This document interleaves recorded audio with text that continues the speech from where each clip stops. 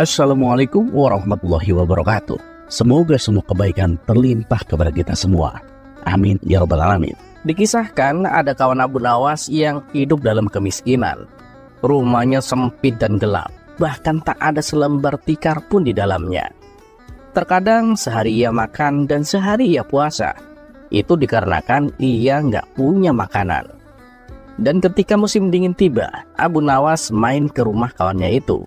Ia membawa beberapa bekal makanan untuk dibagikan kepadanya. Melihat kedatangan Abu Nawas, kawannya itu langsung menyambutnya. "Ya Abu Nawas, apa kabar? Silahkan masuk," ajak kawannya. "Apa yang kamu bawa itu? Gak perlu repot-repot begitulah Abu Nawas," tanya kawannya melanjutkan. "Oh ini, aku bawa beberapa potong roti untukmu," jawab Abu Nawas. "Terima kasih Abu Nawas. Ya memang sih dari kemarin aku belum makan. Alhamdulillah kamu datang membawa makanan," balas kawannya penuh bahagia. "Duduknya di teras depan rumah aja yuk, biar enak ngobrolnya," kata Abu Nawas. Mereka berdua pun lalu ngobrol panjang lebar sambil diselingi canda tawa. "Oh iya kawan, ngomong-ngomong kenapa kamu gak kerja? Biar kamu punya penghidupan yang lebih layak gitu loh. Mau kamu terus-terusan tinggal di gubuk seperti ini? Udah kecil, sempit, gelap lagi," tutur Abu Nawas. "Ya bukannya aku nggak mau kerja Abu Nawas. Aku tuh udah berusaha kesana kemari mencari pekerjaan, tapi belum juga aku mendapatkannya," sahut kawannya. "Nah kebetulan, aku ada kawan yang lagi butuh tenaga kerja. Kalau kamu mau, aku bisa mengantarkanmu kepadanya," kata Abu Nawas. "Wah ya mau lah Abu Nawas. Kapan kita ke sana? Dan kira-kira kerjanya nanti ngapain Abu Nawas?" tanya kawannya. "Kerjanya nanti menjaga kebun kurma. Katanya sih sebentar lagi akan panen. Jadi sekalian kamu bantu dia menjual hasil kurmanya," jawab Abu Nawas. Mendengar kabar yang menggembirakan itu, kawan Abu Nawas ini tak henti-hentinya mengucapkan rasa syukur. Di tengah-tengah rasa bahagianya, tiba-tiba lewat rombongan orang yang sedang mengusung jenazah untuk diantar ke pemakaman. Di antara para pelayat ada salah satu wanita yang terus menangis. Rupanya dia adalah istri dari jenazah yang akan dimakamkan itu. Di dalam tangisannya ia terus-menerus menjerit, "Suamiku, mengapa kau tinggalkan aku begitu cepat? Kamu pergi ke tempat yang sempit dan gelap, tanpa cahaya, tanpa api, dan tanpa makanan. Bahkan tak ada selembar tikar pun di dalamnya. Aku tak tega melepaskanmu." Mendengar jeritan wanita tersebut, Abu Nawas bergegas mengajak kawannya untuk masuk ke dalam rumah. "Cepat masuk kawan, kunci pintu dan jendelanya," perintah Abu Nawas. Dengan penuh keheranan, kawannya itu menuruti perkataan Abu Nawas. Ia mengunci pintu dan jendela dengan rapat-rapat. "Sebenarnya ada apa Abu Nawas? Kamu jangan membuatku takut begitu tanya kawannya. "Apa kamu gak dengar tadi? Si wanita itu sedang ngomongin rumahmu. Sepertinya mereka akan membawa jenazah itu ke dalam rumahmu. Makanya aku suruh kamu tutup pintu dan jendela. Jangan biarkan mereka masuk," jelas Abu Nawas. "Tapi Abu Nawas, yang dimaksud wanita itu liang kubur, bukan rumahku," timpal kawannya dengan polos. "Oh begitu ya, aku kira rumahmu. Lagian apa yang dikatakan wanita itu persis seperti ciri-ciri rumahmu," celetuk Abu Nawas sambil tertawa. "Sialan kamu Abu Nawas, aku kira kamu sungguhan. Malah cuma ingin mengerjaiku," gerutu kawannya.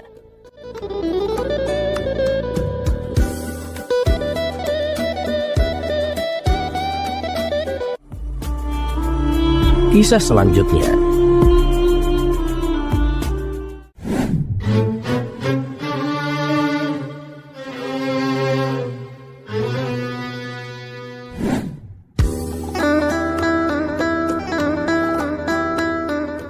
Pada suatu hari, di kota Baghdad digemparkan oleh kedatangan dua orang tamu yang mengaku ulama besar.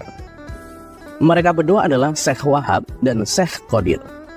Dengan berpakaian jubah serba putih layaknya orang solih, mereka menyapa masyarakat kota Baghdad. Para warga pun menyambutnya penuh penghormatan. Mereka menjamu dua tamu agung itu dengan berbagai macam hidangan. Tidak berapa lama, terdengarlah suara azan. Syekh Wahab dan Syekh Qadir lalu pamit untuk menunaikan sholat. Mereka berdua pun diantar oleh warga sampai ke masjid. Sesampainya di masjid, Syekh Wahab melepaskan sepatunya dan membiarkannya di luar teras masjid. Sedangkan Syekh Qadir melepas sepatunya tapi membawanya masuk dalam masjid. Sementara Syekh Wahab dan Syekh Qadir melaksanakan sholat, terjadilah percakapan warga yang ada di situ. Coba, menurut kalian, di antara kedua orang itu, siapa yang lebih alim? Tanya salah satu dari mereka. Kalau menurut saya sih, Syekh Wahab yang lebih alim, karena membiarkan sepatunya di luar. Itu menunjukkan kalau beliau mempercayakan segala sesuatunya kepada Allah. Jawab warga yang lain. Namun ada juga warga yang berpendapat kalau Syekh Qadir lah yang lebih alim. Sebab dengan dirinya membawa sepatu ke dalam masjid, itu menunjukkan kehati-hatiannya. Kemudian salah seorang dari mereka berkata, lebih baik kita tanyakan langsung kepada kedua tamu kita itu. Pasti beliau-beliau ini mempunyai alasannya masing-masing. Nah, itu benar. Itu lebih tepat, timpal lainnya. Ketika Syekh Wahab dan Syekh Qadir itu selesai sholat, mereka ditanya secara terpisah oleh kedua kelompok yang berbeda pendapat tadi. Pertama mereka menanyai Syekh Wahab, "Wahai Tuan Syekh, tadi sewaktu di masjid, kok Anda meninggalkan sepatu di luar teras masjid? Padahal Syekh Qadir membawa sepatunya masuk ke dalam." Dengan tersenyum Syekh Wahab menjawab, "Jadi alasan saya meninggalkan sepatu karena segala sesuatu saya pasrahkan kepada Allah. Kalaupun sepatu saya dicuri orang, maka akan saya ikhlaskan dan tidak akan menganggapnya sebagai pencuri. Justru saya akan mendoakan agar sepatuku menjadi kebaikan bagi dirinya." Mendengar jawaban Syekh Wahab, masyarakat pun terkagum-kagum dengan kerendahan hatinya. Kemudian giliran Syekh Qadir yang ditanya, "Wahai Tuan Syekh, kenapa sih Anda membawa masuk sepatu ke dalam masjid? Padahal Syekh Wahab membiarkan sepatunya di luar teras masjid." Mendapat pertanyaan seperti itu, Syekh Qadir pun tersenyum. Lalu ia menjawab, "Kalau saya biarkan sepatuku di luar, saya khawatir akan menggoda seseorang untuk mencurinya. Nah, jika sampai kubiarkan itu terjadi, maka ketika sepatuku dicuri, saya juga ikut menanggung dosanya. Karena saya telah ikut andil menggoda seseorang untuk mencuri. Oleh sebab itulah, saya membawa masuk sepatu ke dalam masjid," kata Syekh Qadir mencoba menjelaskan. Masyarakat kembali terkagum-kagum dengan jawaban Syekh Qadir. Mereka pun memuji kealiman dua tamu agung tersebut. Tak berapa lama kemudian datanglah Abu Nawas di tengah-tengah mereka. "Aduh, kalian semua itu gampang terlena dengan perkataan yang terkesan bijak, padahal biasa saja," kata Abu Nawas kepada warga yang berkumpul. "Maksudnya gimana Abu Nawas? Kedua tamu itu kan memang orang alim. Mereka berdua juga bijak dalam bertutur kata," balas salah satu warga. Abu Nawas selalu menjelaskan, "Coba kalian perhatikan antara sepatu yang dipakai Syekh Wahab dan Syekh Qadir. Keduanya berbeda. Syekh Wahab membiarkan sepatunya di luar karena memang sepatunya sudah butut. Dan mana mungkin ada maling yang tergoda untuk mencurinya," ujar Abu Nawas sambil menuding sepatu yang sedang dipakai Syekh Wahab. "Nah, kalau sepatu yang dipakai Syekh Qadir itu masih bagus. Dan aku kira harganya juga pasti mahal. Oleh sebab itulah ia khawatir sepatunya akan hilang. Makanya sepatunya ia bawa masuk ke dalam masjid. Kalian semua jangan terlena dengan seseorang yang mengaku berilmu hanya karena penampilan dan tutur katanya. Tapi kalian juga harus mengetahui sejauh mana kepandaian ilmu agamanya." Mendengar perkataan Abu Nawas itu, Syekh Wahab dan Syekh Qadir pun dibuatnya keki. Mereka berdua tahu betul siapa itu Abu Nawas. Akhirnya mereka memutuskan untuk pergi meninggalkan kota Baghdad. Terlepas apakah cerita ini adalah cerita fiksi atau kenyataan, karena hikmah adalah barang hilang seorang muslim. Di mana ia menemukannya, maka ia berhak mengambilnya.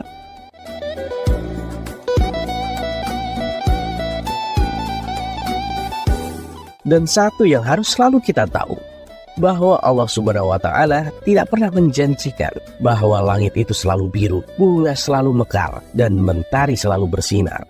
Tapi ketahuilah bahwa Dia selalu memberi pelangi di setiap badai, senyum di setiap air mata, berkah di setiap cobaan, dan jawaban di setiap doa.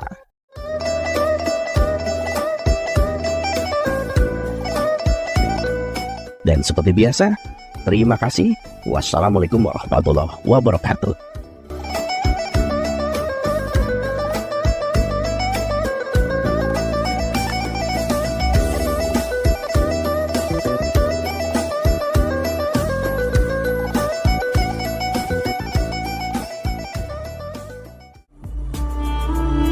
Kisah selanjutnya.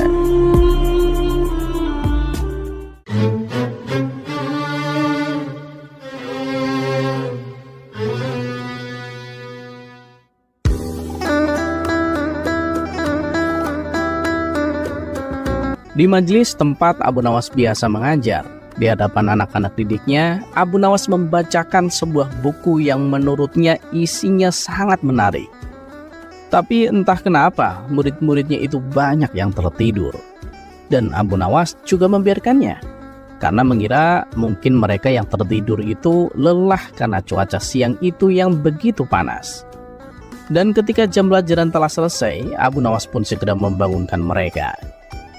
Kemudian pada sore harinya, Abu Nawas diundang oleh kepala desa untuk mengikuti sebuah pertemuan bersama masyarakat. Di tempat itu Abu Nawas diminta untuk mengisi acara dengan berpidato. Karena tak mempunyai persiapan yang matang dan juga tak bisa menolak, akhirnya ia mengambil buku yang memang dibawanya sedari tadi dan dibacakan di depan para hadirin. Awal mulai berpidato, para hadirin terlihat antusias mendengarkannya. Tak berselang lama, keanehan pun terjadi. Orang-orang yang hadir banyak yang memilih untuk tidur, termasuk Pak Kepala Desa sendiri yang duduk di samping Abu Nawas. Abu Nawas yang menyadari hal tersebut tak merisaukannya dan tetap memilih untuk melanjutkan berpidato.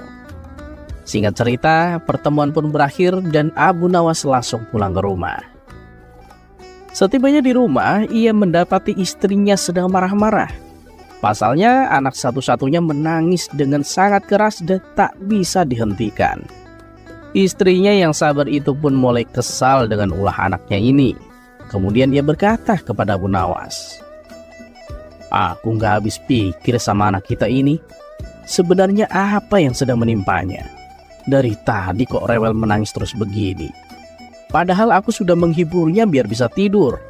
Aku juga sudah membaca doa Ashabul Kahfi atau doa apa saja yang bisa aku lakukan." Mendengar keluhan tersebut, dengan santainya Abu Nawas menjawab, "Tenang, gak usah bingung. Sodorkan buku ini dan bacakan di hadapannya."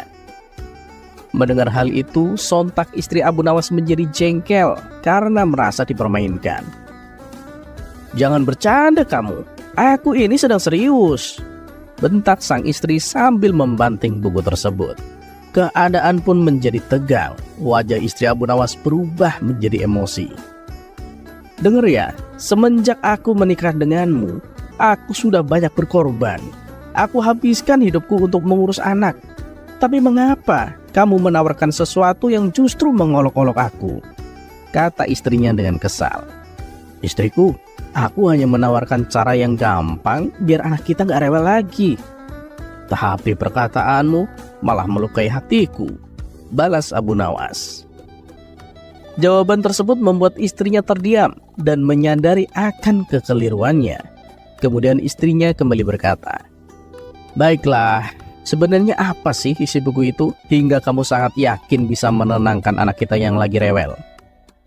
Abu Nawas pun membalas, "Nah gitu dong, harusnya kamu tadi tanyakan dulu, jangan langsung terburu-buru emosi. Jadi begini istriku, buku ini buku ajaib. tadi siang, waktu aku membacanya di depan murid-muridku, mereka banyak yang tertidur. Bahkan ada yang sampai mendengkur karena saking nyenyaknya. Nah, sorenya, saat pertemuan di desa, aku kan diminta berpidato. Terus aku bacakan buku ini. Anehnya, orang-orang yang hadir banyak yang tertidur juga. Sampai Pak Kepala Desa yang duduk di sampingku juga ikut tertidur. Ini buku meskipun terlihat biasa saja, tapi buku ini seperti sihir. Nah, sekarang coba bayangkan, gimana kalau buku ini dibacain ke anak kita? Pasti dia akan langsung tertidur. Jelas Abu Nawas. Karena penasaran, sang istri mengambil buku tersebut dan kemudian membukanya. Ternyata isi buku itu membuat sang istri terkejut. Setelah membolak-balikan beberapa lembar, anehnya sang istri sekarang malah tertawa. Melihat perubahan sikap istrinya, Abu Nawas pun menjadi heran dan kemudian bertanya, "Kenapa kamu tertawa?" Istrinya pun menjawab, Abu Nawas, suamiku, mereka tertidur itu bukan karena buku ini, tapi karena isinya ini loh, ilmu astronomi. Membosankan, apalagi yang nyampein orang seperti kamu." Abu Nawas kemudian membalas, "Oh gitu ya, tapi kan intinya bisa membuat mereka tertidur." Alasan Abu Nawas ini membuat sang istri hanya bisa bengong.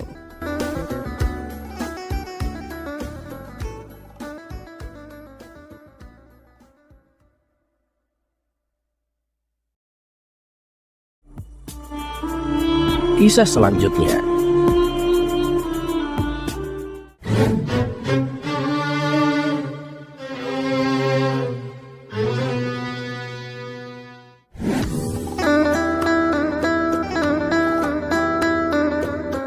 Seperti biasa, sehabis sholat subuh, Abu Nawas mengisi waktunya dengan mengaji Al-Quran.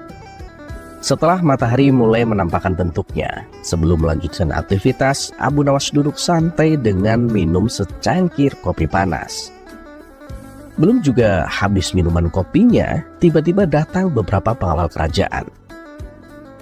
"Tuan Abu, Anda diminta menghadap Baginda Raja sekarang juga," kata salah satu pengawal. "Memangnya ada masalah apa? Kok pagi-pagi begini disuruh menghadap?" tanya Abu Nawas heran. "Waduh, saya kurang tahu Tuan Abu. Lebih baik nanti Anda tanyakan sendiri ke Baginda Raja," balas para pengawal. "Baiklah, saya akan segera ke istana," ucap Abu Nawas. Dengan perasaan was-was, Abu Nawas memenuhi panggilan Baginda Raja. Karena beberapa kali kejadian ketika Baginda Raja memanggil Abu Nawas mendadak seperti itu, berarti di kerajaan sedang ada masalah, atau Baginda Raja yang sedang murka kepada dirinya. Ia pun berangkat menuju ke istana. Sesampainya di pintu gerbang istana, Abu Nawas disambut oleh pengawal kerajaan. Ia diantarkan masuk pengawal kerajaan itu menuju ke aula istana, di mana beberapa pejabat istana telah hadir. Di antaranya adalah 2 penasihat kerajaan, panglima perang, dan barisan pejabat pengadilan kerajaan lengkap menggunakan baju kebesarannya. Begitu juga dengan Baginda Raja. Beliau tengah duduk santai di sebuah kursi besar dengan para pejabat di kanan kirinya. Abu Nawas segera dipersilakan duduk di tengah-tengah mereka. Belum sepatah kata pun keluar dari mulut Baginda Raja, Abu Nawas telah terlebih dahulu berbicara. "Ampun Paduka yang mulia, apakah Paduka memanggil hamba?" tanya Abu Nawas. "Ya, benar Abu Nawas. Aku sendiri yang memanggilmu datang ke sini. Aku sengaja mengundangmu untuk meminta masukan terkait masalah keadilan dan penegakan hukum di kerajaan kita ini," tutur Baginda Raja. "Kamu lihat sendiri kan, aku juga sengaja mengumpulkan hakim beserta jajarannya dan juga para pejabat istana. Aku ingin kamu mengajari sedikit kebijaksanaan dan kearifanmu kepada kami. Aku yakin kamu tahu kalau selama ini penegakan kebenaran dan keadilan di wilayah kerajaan kita belum berjalan maksimal. Dan kami berharap mendapat wejangan-wejangan darimu Abu Nawas," kata Baginda Raja melanjutkan. Mendengar hal itu, Abu Nawas pun merasa lega. Ternyata Baginda Raja memang benar-benar membutuhkan bantuanku, kata Abu Nawas dalam hati. Dengan penuh percaya diri, Abu Nawas berkata kepada semua pejabat yang ada di aula kerajaan, "Saya yakin semua dari kita percaya bahwa hukum beserta perangkat pengadilannya memang merupakan alat yang penting untuk mendidik masyarakat supaya menjadi lebih baik. Akan tetapi begini Paduka, rakyat dan khususnya para pejabat dan hakim Anda, saya kira perlu banyak berlatih untuk mengenali sisi lebih dalam dari sebuah kebenaran. Sebab kebenaran pada sisi yang lebih dalam itu sangat memiliki perbedaan tipis dengan kebenaran yang terlihat dari sisi permukaannya Paduka," tutur Abu Nawas dengan ekspresi yang meyakinkan.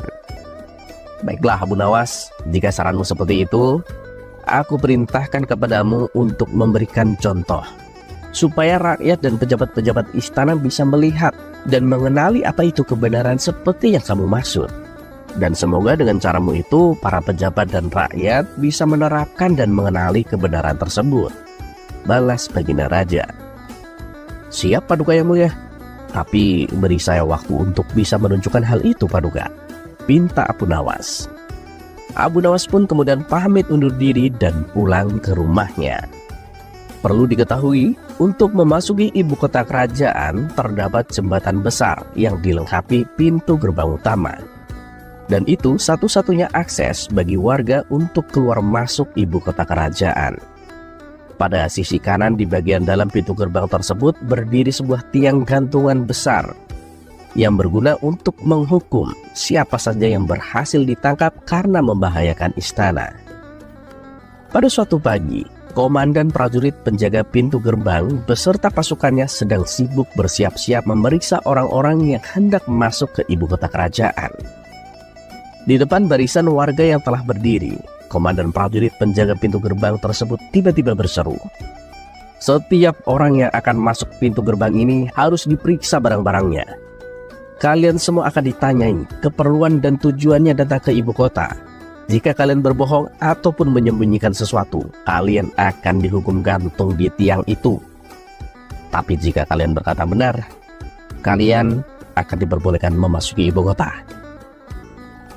Para warga mulai diperiksa satu persatu, termasuk Abu Nawas.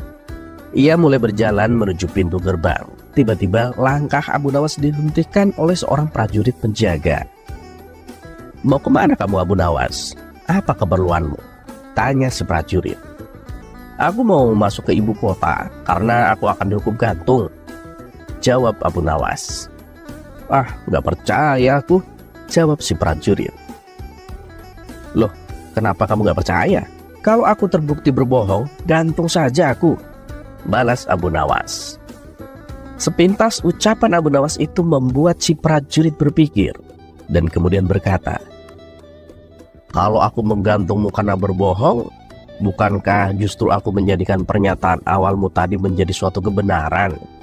ujar si prajurit. "Ya begitulah, benar apa yang kamu katakan. Berarti sekarang kamu sudah berhasil mengenali apa itu sebuah kebenaran. Dan itulah kebenaran dari sisi yang terdalam. Sekarang kabarkan kepada rajamu bahwa itulah makna dari sebuah kebenaran yang sesungguhnya," tutur Abu Nawas.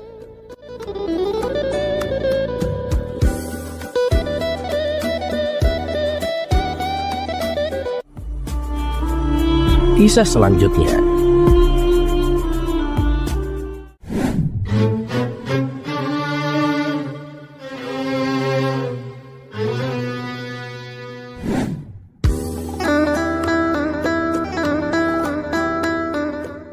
Pada suatu hari, Abu Nawas mondar-mandir kebingungan. Itu disebabkan karena dia hanya punya waktu 3 hari lagi untuk melunasi semua hutang-hutangnya. Jika Abu Nawas tak mampu melunasinya, dipastikan ia akan dipenjara dan semua aset hartanya akan disita oleh kerajaan. Abu Nawas pun mencari akal agar aset hartanya yang tersisa tidak disita oleh pengadilan kerajaan. Selama 3 hari 3 malam, Abu Nawas tidak karuan tidur dan makannya. Dia berpikir sepanjang hari dan sepanjang malam. Pada menjelang hari yang ketiga, Abu Nawas berteriak lantang. Yes, ketemu caranya. Pekik Abu Nawas kegirangan. Abu Nawas pun segera menemui istrinya dan menceritakan ide briliannya. Apa kamu sudah gila? Pekik istri Abu Nawas terperanjat kaget. Abu Nawas pun menanggapi keterperanjatan istrinya hanya dengan senyuman. Kemudian Abu Nawas membisikkan sesuatu ke telinga istrinya, diiringi seringai senyum sang istri penuh kepahaman. Baiklah, kalau begitu maumu, aku menurut saja, ujar istrinya mengangguk-ngangguk. Dan pada keesokan harinya, Abu Nawas dipanggil dan dihadapkan di depan persidangan. Raja Harun al-Rasyid sendiri yang menjadi hakimnya. Abu Nawas, sudah banyak laporan yang mengadukan bahwa kamu sudah terlalu banyak hutang, dan tak ada jalan kecuali hartamu yang tersisa itu saja yang akan diambil kerajaan untuk disita dan dilelang. Sekarang sebutkan, aset harta kekayaan apa lagi yang masih tersisa? Rumah, tanah, kebun, ternak, toko? Tanya sang khalifah. Maafkan hamba, wahai baginda yang mulia. Hamba tidak memiliki semua yang Paduka sebutkan itu. Hamba sekarang telah pailit dan sudah jatuh miskin, ujar Abu Nawas memelang sepenuh rasa iba. Alah, kamu jangan bohong, Abu Nawas. Pihak penuntut umum kerajaan telah mendata semua asetmu yang masih tersisa, dan itu akan kami sita sebagai jaminan, tegas sang raja. Benar, Paduka. Hamba tak berbohong. Aset kekayaan itu sudah bukan lagi milik hamba. Hamba sudah tak punya apa-apa lagi untuk disita, Paduka. Apa maksudmu, wahai Abu Nawas? Kamu ini jangan mempermainkan persidangan mulia ini ya. Berkata jujurlah, sebab jika tidak, kau akan dikenakan sanksi yang lebih berat lagi, tegas Raja Harun. Benar, Paduka. Hamba tak berdusta. Jadi tadi malam, setelah mengetahui hamba tak mampu lagi melunasi hutang-hutang hamba yang dibebankan pengadilan, lalu istri hamba minta cerai, Paduka. Dan dia juga meminta agar semua aset harta kekayaan diserahkan atas namanya. Hamba pun telah menyerahkan semuanya tanpa tersisa. Dan sekarang hamba tak memiliki apa-apa lagi untuk disita, Paduka, kata Abu Nawas memelas. Sang raja pun tercengang. Dia memikirkan bahwa apa yang dilakukan Abu Nawas memang benar adanya. Bahkan menurut peraturan undang-undang di kerajaan, apabila seseorang sudah jatuh bangkrut dan dinyatakan pailit, maka segala tuntutan hutang-hutangnya dibebaskan oleh kerajaan. Istri Abu Nawas pun beserta saksi-saksinya dihadirkan untuk bersaksi sebagaimana kesaksian Abu Nawas. Dan benar adanya, Abu Nawas telah menceraikan istrinya, dan ia pun telah menyerahkan aset kekayaannya kepada istrinya. Walhasil, akhirnya keputusan sidang memutuskan bahwa Abu Nawas dilepaskan dari segala tuntutan hutang. Setelah diketok palu, Abu Nawas segera berdiri menggandeng bahu istrinya. Orang-orang pun terheran-heran dan bertanya, mau kemana dia membawa istrinya itu? Abu Nawas dengan santai menjawabnya, ya, aku ingin mengajaknya rujuk kembali. Sang raja dan semua hadirin yang hadir hanya bisa menggeleng-gelengkan kepalanya melihat kecerdasan si Abu Nawas ini melepaskan diri dari hutang serta ancaman sitaan harta dari pengadilan kerajaan. Adapun kisah tadi boleh jadi hanya sekedar anekdot humor, tapi meski demikian, jika dianalisa lebih jauh, memang tidak sedikit para pejabat dan koruptor yang menggunakan trik licik ini untuk terlepas dari jeratan hutang dan sitaan bank. Jika seseorang sudah tak mampu melunasi hutang-hutangnya atau dia dinyatakan pailit, maka tentu saja aset kekayaan yang masih tersisa akan disita oleh bank. Salah satu cara untuk mengamankan aset kekayaan yang tersisa yaitu dengan cara memindahkan aset tersebut kepada istri yang sah, atau kekayaan tersebut diatasnamakan atas nama istri, lalu kemudian menggugat cerai sang istri.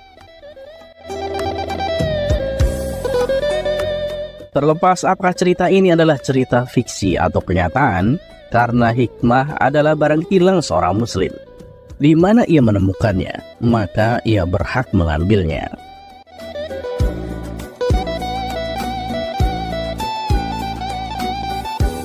Dan satu yang harus selalu kita tahu, bahwa Allah Subhanahu wa Ta'ala tidak pernah menjanjikan bahwa langit itu selalu biru, bunga selalu mekar, dan mentari selalu bersinar.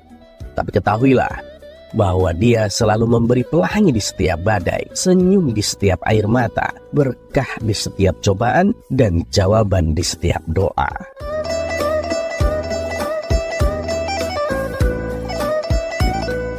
Dan seperti biasa, terima kasih. Wassalamualaikum warahmatullahi wabarakatuh.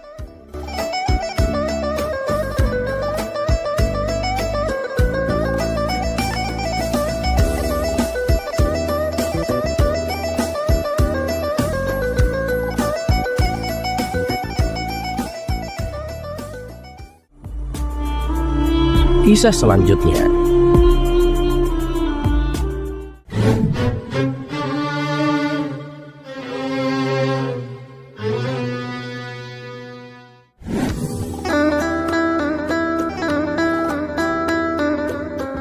Pada suatu ketika, tetangga Abu Nawas yang kaya raya akan mengadakan sebuah pesta besar-besaran. Hampir semua orang diundangnya, tanpa terkecuali. Baik orang miskin maupun orang kaya, semuanya diundang untuk hadir dalam acara pesta. Akan tetapi ada satu tetangganya, karena saking dekatnya, ia jadi lupa untuk mengundang. Dan naasnya, yang lupa tidak diundang itu adalah Abu Nawas. Padahal dengan hati berdebar-debar, Abu Nawas sudah tak sabar menunggu undangan dari tetangganya yang kaya raya itu. Namun apalah boleh dikata, hingga acara pesta dimulai, Abu Nawas masih belum juga mendapatkan undangan. Dengan perasaan sedikit kecewa, ia pun akhirnya mengambil kertas kosong dan memasukkannya ke dalam amplop. Kemudian Abu Nawas bergegas pergi menghadiri acara pesta. Tapi ternyata ketika akan memasuki gerbang rumah tetangganya itu, ia dicegat oleh beberapa petugas keamanan. "Maaf Tuan, bisa tunjukkan surat undangannya?" pinta salah satu petugas. "Waduh, aku lupa membawanya," jawab Abu Nawas. "Kalau begitu, Tuan tidak diperkenankan masuk," balas petugas keamanan. "Oh begitu ya? Tapi aku membawa surat penting untuk majikanmu. Dan karena saking pentingnya surat ini, harus aku yang memberikannya secara langsung," tutur Abu Nawas. Akhirnya beberapa petugas keamanan mengantarkan Abu Nawas masuk dan diarahkan ke tempat aula yang besar, di mana para tamu undangan sedang menghadiri pesta. Abu Nawas pun lalu menempati salah satu kursi yang di depannya terdapat banyak hidangan di atas meja. Tanpa menunggu lama, ia langsung makan sekenyang-kenyangnya bersama para tamu yang diundang. "Alhamdulillah, akhirnya aku bisa menikmati hidangan yang lezat ini," kata Abu Nawas merasa puas. Tak berapa lama sang tuan rumah datang menghampiri Abu Nawas. "Tuan Abu, kapan datang? Ayo, silakan dimakan hidangannya," sapa tuan rumah. "Terima kasih kawan. Barusan aku sudah memakannya," jawab Abu Nawas. "Oh ya Abu Nawas, aku dengar kata petugas yang berjaga, kamu membawakan surat penting untukku. Boleh aku lihat?" kata si tuan rumah. Abu Nawas pun segera memberikan amplop yang sudah dipersiapkannya dari rumah. Namun ketika amplop itu dibuka, si tuan rumah pun merasa heran. "Kamu yakin surat ini untukku? Masalahnya nggak tertulis namaku di sini," tanyanya memastikan. "Iya, itu memang untukmu," jawab Abu Nawas. "Tapi kok nggak ada nama pengirimnya? Dan ini juga kertasnya kosong, nggak ada tulisannya," tanya si tuan rumah kembali. "Masa? Oh, itu mungkin dari orang yang lupa kamu undang ke pesta kali. Jadi dia ingin supaya amplop tersebut kamu tulis namanya. Dan kertas yang kosong itu kamu tulis undangan acara pestamu," jawab Abu Nawas. "Emang siapa ya? Perasaan warga sekitar sini semuanya udah aku undang. Gak ada yang kelewat itu," ujar si tuan rumah. "Ya sudahlah kawan, gak usah kamu pikir dalam-dalam. Sini amplop dan suratnya, biar aku balikin ke orangnya," Lagian orangnya juga udah mau pulang, kata Abu Nawas sambil pamit meninggalkan si tuan rumah. Selepas kepergian Abu Nawas, si tuan rumah baru tersadar bahwa ternyata ia lupa menulis nama Abu Nawas dalam daftar undangan pestanya. Abu Nawas, ada-ada saja caramu mengingatkanku, gumamnya dalam hati.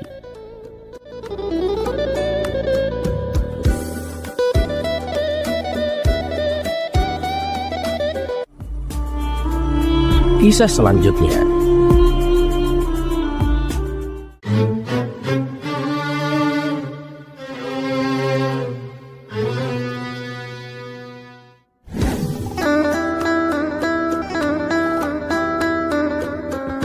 Pada kisah kali ini, kita akan mendengarkan bersama ketika Abu Nawas menentukan pilihan. Yang ternyata pilihan itu membuat semua orang, termasuk saya sendiri, dan saya jamin kalian juga, menilai bahwa Abu Nawas itu sama sekali tidak mencerminkan seorang ulama. Sungguh sangat disayangkan. Kisah ini bermula ketika menjelang pagi hari dengan suasana kota Baghdad yang cukup ramai. Dan seperti biasanya, orang-orang berlalu lalang melakukan berbagai aktivitas mereka. Sementara Abu Nawas memutuskan untuk sedikit berkeliling di sekitar tempat ia tinggal. Cuaca yang cerah seolah mendukung kegiatan Abu Nawas untuk berjalan keliling menyusuri kota. Sesekali dia tersenyum dan berhenti sejenak, manakala ada seseorang yang menyapanya. Karena sikapnya inilah, tidak heran bila banyak orang yang mengenalnya sebagai sosok yang ramah pada siapapun. Meskipun Abu Nawas terkenal sebagai cendekiawan pandai, belum lagi dia adalah penyair yang masyhur, tapi Abu Nawas mau bergaul dengan siapa saja. Hal itulah yang membuat dirinya dihormati dan disegani oleh masyarakat. Tetapi semua pandangan itu berubah ketika Abu Nawas melewati depan rumah hakim kota. Rumahnya megah dan besar, seperti layaknya rumah pejabat pada umumnya. Kebetulan Tuan Hakim sedang duduk santai di halaman rumahnya.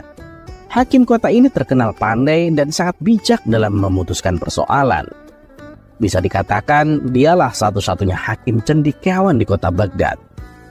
Melihat Abu Nawas lewat di depan rumahnya, Tuan Hakim segera menyapanya. "Abu Nawas, mau kemana?" tanya Tuan Hakim. "Biasalah Tuan, jalan-jalan biar nggak suntuk," jawab Abu Nawas. "Tunggu Abu Nawas, jangan pergi dulu," cegah Tuan Hakim. "Memangnya ada apa Tuan? Sepertinya penting sekali," tanya Abu Nawas. "Sinilah, mampir ke rumahku. Ada yang ingin aku tanyakan," ujar Tuan Hakim.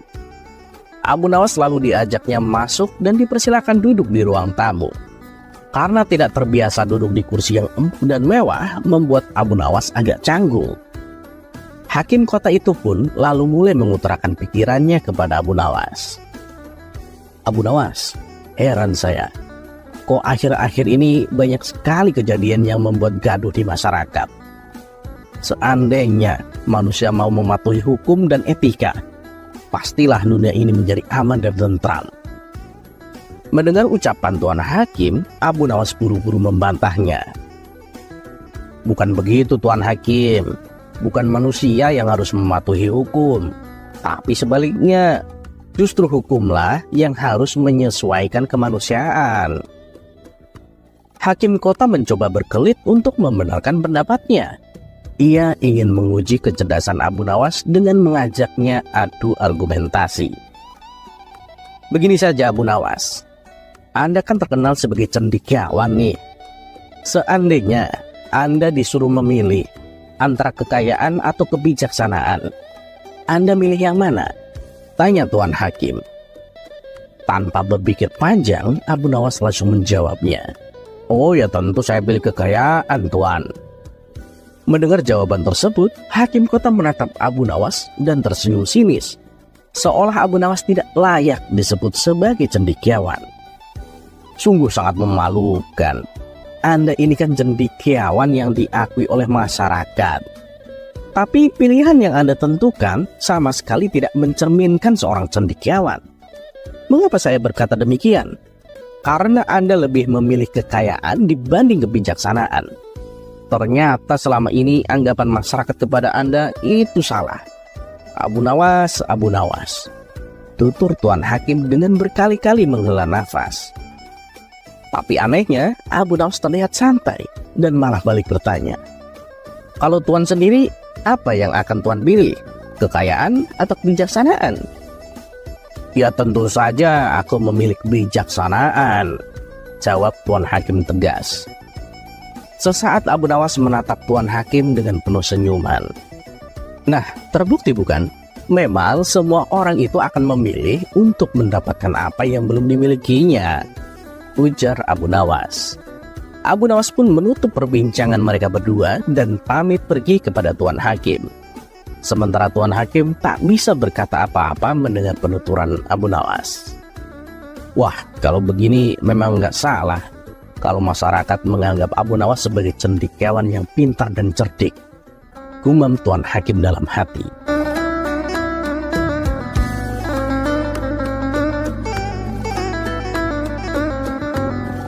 Terlepas apakah cerita ini adalah cerita fiksi atau kenyataan, ketahuilah bahwa jalan yang dipilih orang lain dalam menjalani kehidupannya terkadang terlihat aneh, bahkan terlihat salah di mata kita. Tapi selama itu tidak melanggar norma dan hukum agama, tidak perlulah kita mempeributkannya. Semoga bermanfaat dan tetap jaga kerukunan. Dan seperti biasa, terima kasih. Wassalamualaikum warahmatullahi wabarakatuh.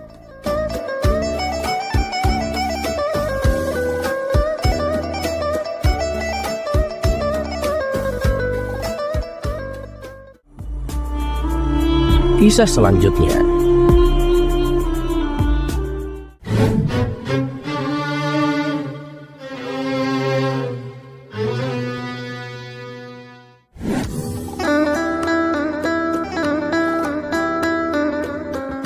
Di suatu sore yang cerah, Abu Nawas terlihat mengendarai kuda pergi menuju warung untuk berkumpul bersama kawan-kawannya.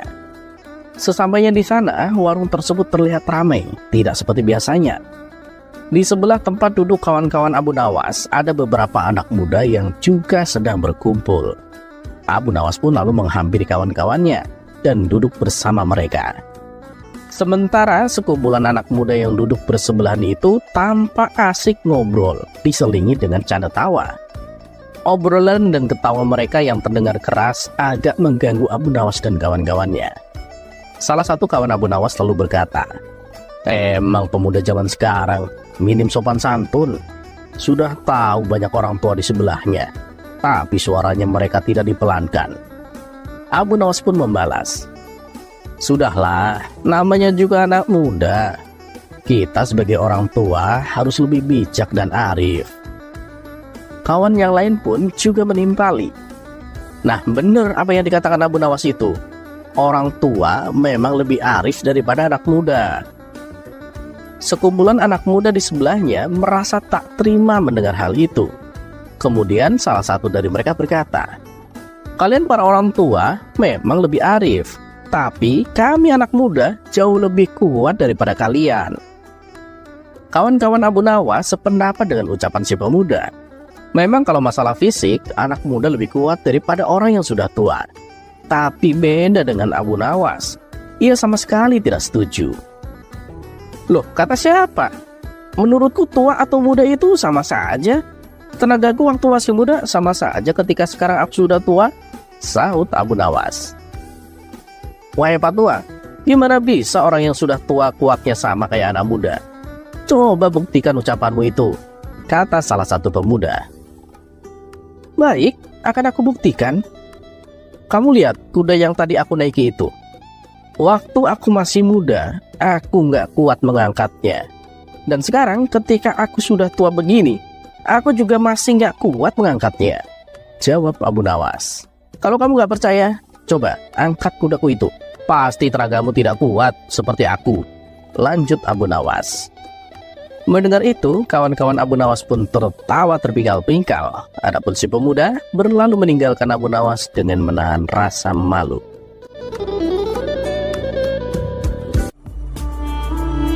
Kisah selanjutnya.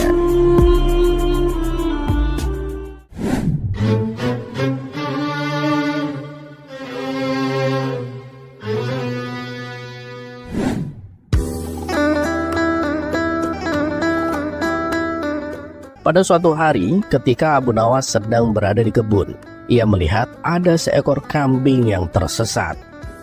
Untuk memastikan bahwa kambing tersebut tidak ada pemiliknya, kepalanya tengok kanan dan tengok kiri, melihat ke segala penjuru arah.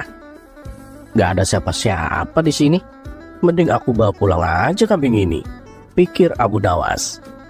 Tanpa membuang-buang waktu, ia segera membopong dan membawa pulang kambing tersebut. Sesampainya di rumah, kemudian kambing itu disembelih dan dibikin menjadi hidangan yang lezat. Tapi ketika ia hendak menyantapnya, tiba-tiba terdengar suara pintu rumahnya diketuk oleh seseorang. Abu Nawas pun lalu bangkit dan membukakan pintu. Ternyata tamu yang datang adalah Tuan Hamid. Wah, kebetulan Tuan datang. Aku barusan memasak sop kambing, Tuan. Ayo makan bersamaku, Tuan, ajak Abu Nawas. Tentu saja, ajakan Abu Nawas ini disambut gembira oleh Tuan Hamid. Setelah mereka selesai makan, Tuan Hamid bertanya kepada Abu Nawas, "Perasaan kamu nggak memelihara kambing, Abu Nawas? Dari mana kamu mendapatkan daging kambing?" Abu Nawas pun lalu menjawab, "Ini Tuan Hamid, jadi tadi pagi waktu aku di kebun, aku menemukan kambing tersesat. Nah, daripada diambil orang, ya lebih baik aku bawa pulang aja." Tuan Hamid pun kembali bertanya, "Kamu yakin gak ada pemiliknya?" Abu Nawas pun menjawab, "Yakin Tuan Hamid. Lagian sebelum aku bawa pulang, aku periksa dulu di sekelilingnya. Dan memang gak ada seorang pun yang aku lihat, Tuan." Mendengar penjelasan Abu Nawas itu, Tuan Hamid masih saja merasa khawatir. "Tapi Abu Nawas, gimana nanti kalau di akhirat Tuhan bertanya tentang perbuatanmu ini?"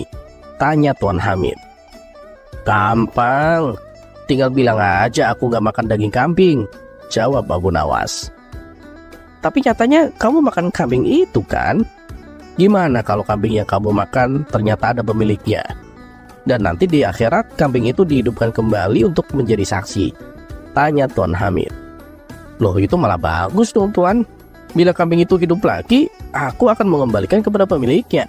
Maka selesailah perkara," ujar Abu Nawas. Spontan Tuan Hamid tertawa terpinggal-pinggal mendengarnya.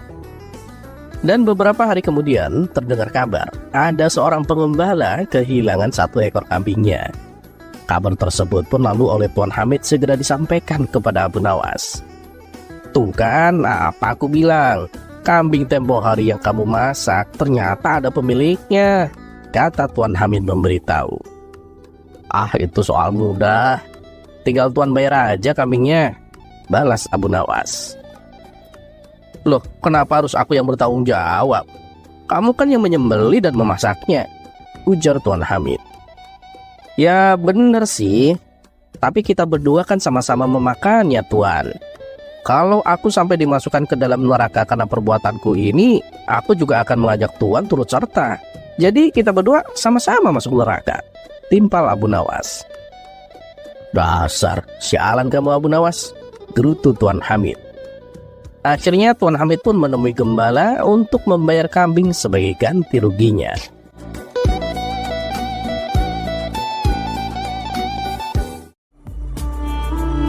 Kisah selanjutnya.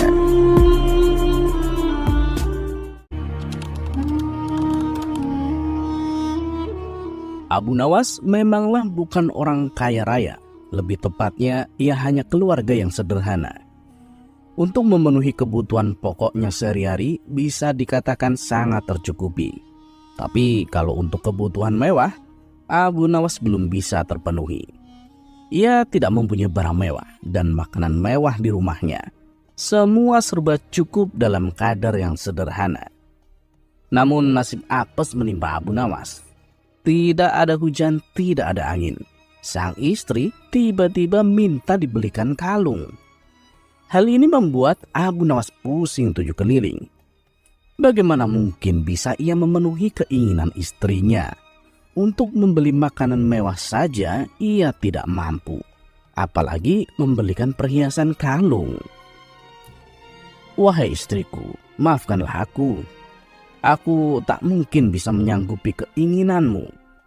Kan kamu tahu sendiri, kita adalah keluarga sederhana yang hidupnya hanya pas-pasan. tutur Abu Nawas dengan lemah lembut. Namun keputusan Abu Nawas ini ternyata membuat istrinya tidak terima, karena ia sangat menginginkan perhiasan kalung. Dan selama ini ia merasa tak pernah menuntut apapun, tak pernah meminta yang macam-macam. Ia ingin hanya kali ini saja permintaannya dituruti. Entah bagaimana caranya, pokoknya ia ingin dibelikan kalung. Tapi lagi-lagi Abu Nawas tidak berani mengiyakan. Ia hanya meminta istrinya supaya selalu bersyukur dengan apa yang ada. Marahlah istri Abu Nawas. Ia terus ngomel dan memarahi suaminya. Tak tahan dengan omelan sang istri, Abu Nawas lalu pergi meninggalkan rumah. Istrinya yang masih marah kepada Abu Nawas berniat membalas dengan memasak sop yang sangat pedas. Saat malam tiba, Abu Nawas pun pulang. Sang istri berpura-pura tersenyum hangat menyambut kedatangannya. Abu Nawas lalu diajaknya duduk di meja makan. Kemudian sang istri menghidangkan sop yang pedas tersebut. Melihat sikap istrinya yang sudah tidak marah lagi, Abu Nawas tersenyum ceria. "Kamu memang istri yang solihah," puji Abu Nawas. Tapi sungguh malang, sang istri lupa dengan jebakannya sendiri. Ia menyendok sop pedas itu ke dalam piringnya dan memakannya. Air mata pun meleleh di kedua pipinya karena rasa pedas yang luar biasa. Abu Nawas seketika itu kaget dan heran melihat istrinya tiba-tiba menangis sesenggukan. "Kenapa kamu menangis, wahai istriku?" tanya Abu Nawas khawatir. Dengan mengusap air matanya yang menetes di pipi, sang istri menjawab, "Dulu almarhum ibu sangat menyukai masakan sop ini. Setiap kali aku makan sop seperti ini, aku menjadi teringat almarhum ibu. Itulah yang membuat aku menangis," ujar sang istri berpura-pura. "Sudahlah wahai istriku, ibumu itu orang baik. Insya Allah ia meninggal dalam keadaan husnul khotimah," balas Abu Nawas menenangkan istrinya. Kini giliran Abu Nawas yang memakan sop pedas itu. Betapa terkejutnya ia. Ternyata sop yang ia makan pedasnya bukan main. Kedua mata Abu Nawas langsung meneteskan air mata tanpa henti.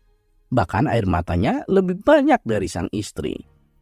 Tak mau kalah dengan sandiwara istrinya, Abu Nawas meluapkan rasa pedasnya dengan menangis terisak-isak. "Kenapa kamu menangis, wahai suamiku?" tanya sang istri heran. "Aku juga teringat almarhum ibumu. Kenapa ia mati meninggalkanmu tanpa mengajak dirimu?" jawab Abu Nawas. Mendengar jawaban Abu Nawas, sang istri yang tadinya jengkel mendadak tertawa terpingkal-pingkal. Keduanya akhirnya rukun dan mesra kembali. Ya, begitulah namanya saja hidup berumah tangga. Pasti ada suka dan ada duka. Tentunya ada juga pertengkaran di dalamnya. Tapi jangan jadikan pertengkaran menjadi perpecahan, apalagi sampai terjadi perceraian.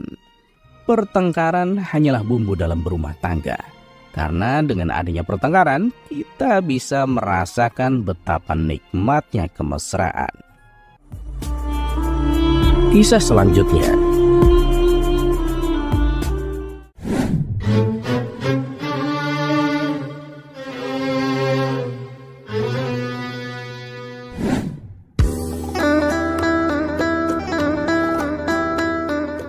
Dikisahkan ada tamu asing datang ke istana menghadap Baginda Raja. Ia mengaku sebagai saudagar kaya yang berasal dari negeri seberang. Padahal sebenarnya dia adalah seorang penipu. Lalu kepada Baginda Raja, si penipu itu menawarkan permata-permata yang indah. "Waduh, maaf, aku tidak tertarik. Aku sudah punya banyak permata," kata Baginda Raja. "Tapi Paduka, permata yang akan saya tawarkan ini mempunyai karya seni yang tinggi, Paduka. Kerajaan-kerajaan lain juga pada membelinya. Masa Paduka tidak berkenan?" ujar si penipu. Penasaran dengan ucapan si penipu, Baginda Raja pun bertanya, "Memangnya permata apa yang akan engkau tawarkan?" Si penipu lalu menggambarkan permata-permatanya dengan sangat terperinci. yang bahkan tanpa melihatnya pun Baginda Raja merasa takjub dibuatnya. "Yaudah, aku beli permata-permatamu.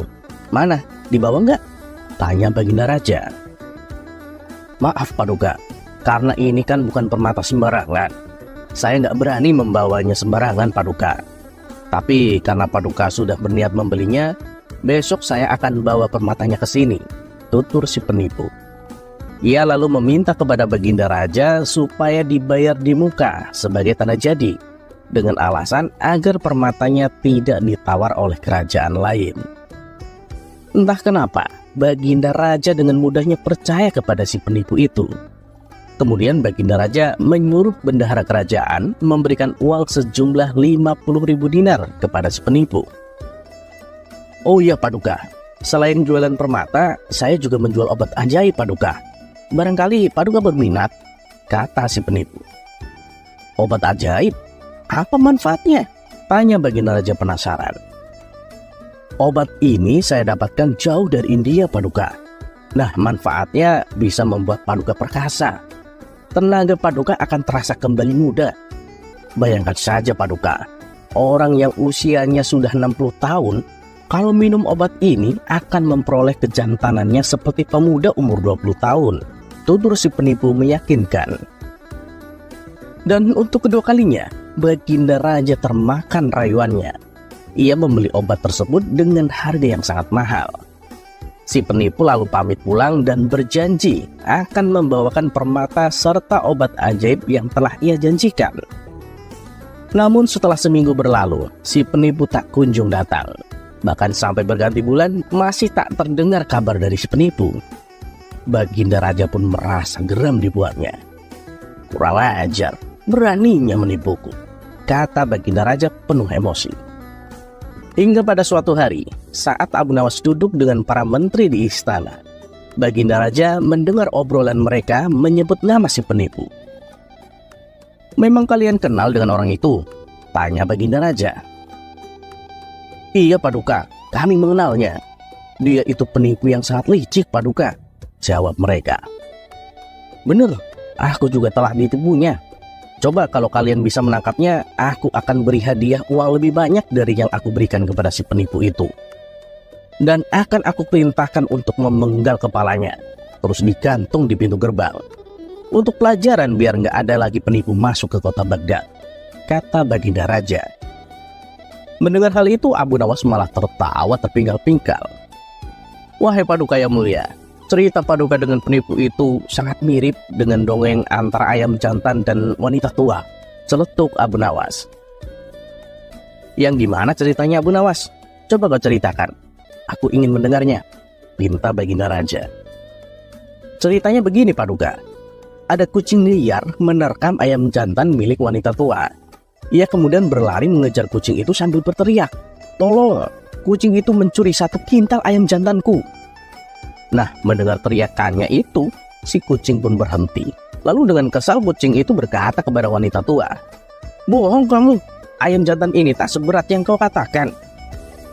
Secara kebetulan muncullah seekor rubah. Ia kemudian berkata kepada si kucing untuk meletakkan ayam jantan itu ke tanah, agar si rubah bisa menimbangnya. Setelah si kucing meletakkan ayamnya, si rubah langsung merebutnya dan membawanya kabur. Sambil berlari, si rubah berteriak, 'Katakan kepada wanita tua itu, ayam jantannya beratnya lebih dari 1 kintal.' Spontan Baginda Raja tertawa terbahak-bahak mendengar cerita Abu Nawas. Dari cerita yang disampaikan Abu Nawas, Baginda Raja mengambil hikmah agar lebih baik mengikhlaskannya daripada harus kehilangan uang yang lebih besar.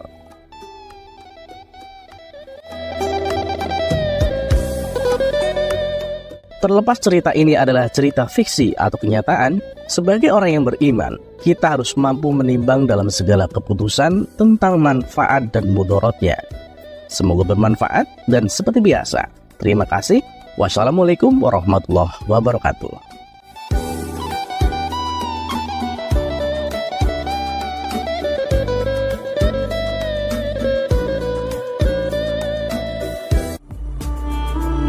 Kisah selanjutnya.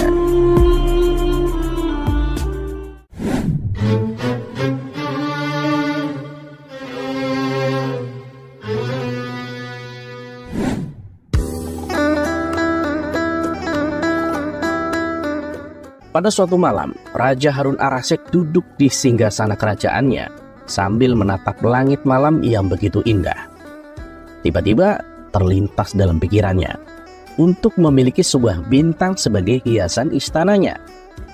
Tanpa harus berpikir lama, Raja Harun pun langsung memanggil Abu Nawas, seseorang yang terkenal cerdik dan jenaka, untuk menuntaskan tugas tersebut. Setibanya Abu Nawas di istana, karena sangat besar keinginannya itu, Raja Harun pun langsung bertitah. Abu Nawas, aku sangat yakin hanya kamu yang bisa menjalankan misi dariku ini. Makanya itu aku memanggilmu ke sini sekarang. Ampun Paduka yang mulia, sekiranya misi apa yang harus hamba laksanakan Paduka? Tanya Abu Nawas dengan penasaran. Jadi gini Abu Nawas, aku ingin kamu menangkap dan membawa satu bintang untukku sebagai hiasan istanaku. Aku ingin melihat istanaku ini bersinar seperti langit malam yang indah, ujar Raja Harun. Abu Nawas yang mendengar perintah rajanya itu pun tersenyum heran. Dalam hati ia bingung dengan tingkah rajanya yang membuat perintah aneh dan tak masuk akal. Namun Abu Nawas, si cerdik yang selalu bisa menjalankan semua titah rajanya, pun menyanggupinya, dan ia berjanji untuk melaksanakan tugas tersebut secepatnya. Dengan berbekal kepandaiannya, Abu Nawas pun undur diri dan melenggang keluar dari istana. Beberapa hari berlalu, Abu Nawas kembali ke istana, berjalan dan menghadap baginda raja dengan penuh percaya diri dan membawa sebuah kotak kecil yang indah.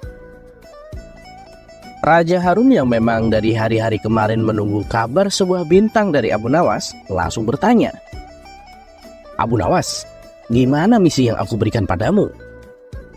Siap Paduka yang mulia, beberapa hari ini hamba menjalankan misi dari Paduka. Ya walaupun memang susah Paduka, tapi ini hamba persembahkan apa yang Paduka minta, kata Abu Nawas sembari menyerahkan sebuah kotak kecil yang dibawanya itu. Raja Harun dengan penuh antusias segera memeriksa isinya. Apa ini Abu Nawas? Tanya Raja Harun heran ketika melihat kotak tersebut hanya berisi debu kecil. Paduka yang mulia, ya inilah bintang yang telah Paduka pesan itu. Namun karena bintang larinya sangat kencang dan sulit ditangkap, hamba pun tertinggal jauh di belakangnya. Hamba hanya bisa menangkap dan membawa sedikit debu dari bintang itu Paduka, jawab Abu Nawas sambil tersenyum penuh kecerdikan. Raja Harun yang awalnya terkejut dan kesal menjadi tertawa terbahak-bahak mendengar jawaban Abu Nawas. Meskipun tak mendapatkan bintang sebenarnya, Raja merasa puas dengan kejenakaan Abu Nawas. Abu Nawas, kamu sungguh pandai dalam menjawab dan menyelesaikan segala perintahku. Jujur, aku tak pernah terpikir untuk menangkap bintang itu memang sulit. Dan hiasan ini sudah cukup membuat istanaku bersinar dengan keceriaan, ucap Raja Harun sambil tertawa. Abu Nawas pun berhasil menghibur Raja Harun dengan kejenakaannya, dan istana tetap bersinar dengan keceriaan debu bintang yang dihadirkan oleh Abu Nawas. Dikisahkan ada seorang saudagari yang sangat dermawan. Setiap hari ia selalu menyantuni fakir miskin dan anak-anak yatim. Dengan kelebihan inilah, kemanapun dia pergi selalu ditemani kerabat serta para tetangganya. Hingga pada suatu hari, saat bersama kawannya, saudagar kaya raya itu terlihat murung seperti tengah memikirkan sesuatu. Melihat perilaku yang tidak biasa tersebut, salah seorang teman akhirnya bertanya, "Woi kawan, apa yang kau pikirkan? Kenapa terlihat sedih begitu?" ujar salah satu teman kepada saudagari itu. "Selama ini, dimanapun berada, aku selalu ditemani orang-orang. Apakah nanti ketika aku mati, ada yang mau menemaniku di kuburan?" kata saudagari itu. Mendengar jawaban tersebut, semua kawannya terdiam, sebab mana mungkin ada yang mau menemani mayat di kuburan. Ternyata kegelisahan saudagar tersebut terus menghampirinya sepanjang hari. Akhirnya dia menulis surat wasiat yang berisikan barang siapa yang mau menemaninya selama 40 hari di dalam kubur setelah ia mati nanti, akan diberi warisan separuh dari harta peninggalannya. Lalu ditanyakan hal itu kepada anak-anaknya untuk menjaganya di dalam kuburan nanti. Mana mungkin kami sanggup menemani ayah, karena saat itu ayah kan sudah menjadi mayat, ujar anak-anak saudagari yang menolak permintaan tersebut. Keesokan harinya si saudagar memanggil semua kerabat yang terdiri dari kakak dan adik-adiknya. Namun lagi-lagi permintaannya ditolak karena dianggap tidak wajar.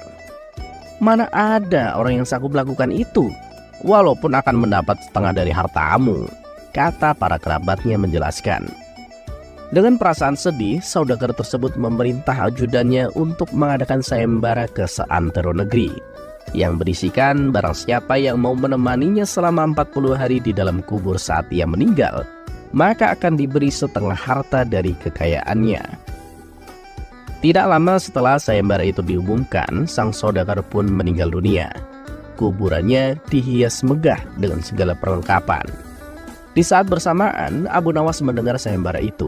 Dengan tergesa-gesa, dirinya menuju rumah si saudagar untuk memberitahu bahwa ia bersedia menjalani sayembara tersebut. Keesokan harinya dikuburlah si saudagar. Abu Nawas pun ikut masuk ke liang lahat sambil membawa kapak berharganya yang setiap hari menemaninya bekerja mencari kayu di hutan. Setelah seluruh pelayat pergi, hanya tersisa Abu Nawas menemani jenazah di liang lahat. Tidak lama kemudian, malaikat Munkar dan Nakir datang untuk bertanya ke jenazah tersebut. Menyadari siapa yang datang, Abu Nawas pun sedikit menjauh dari mayat saudagar itu.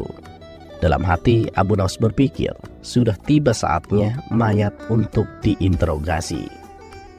Namun ternyata yang ditanya bukanlah mayat si saudagar, tetapi kedua malaikat itu malah menuju ke arahnya. "Apa yang kau lakukan di sini?" ujar malaikat Munkar dan Nakir. "Aku sedang menemani mayat ini selama 40 hari untuk mendapatkan setengah harta warisannya," jawab Abu Nawas. "Apa saja harta yang kau miliki?" tanya kedua malaikat lagi.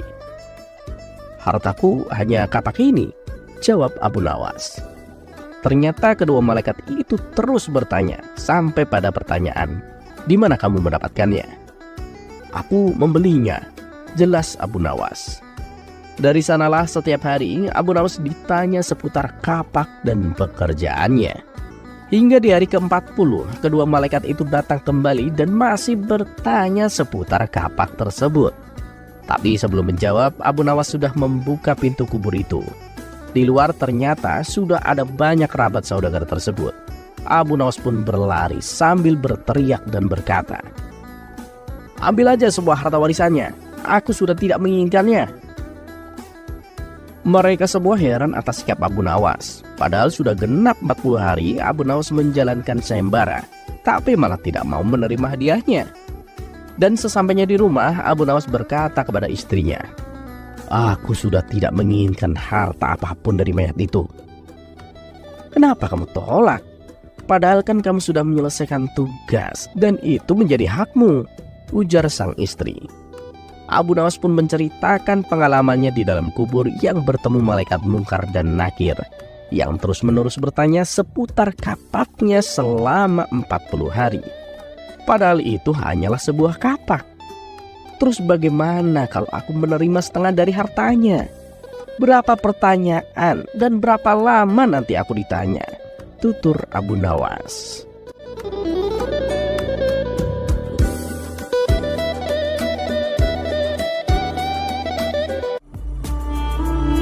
Kisah selanjutnya.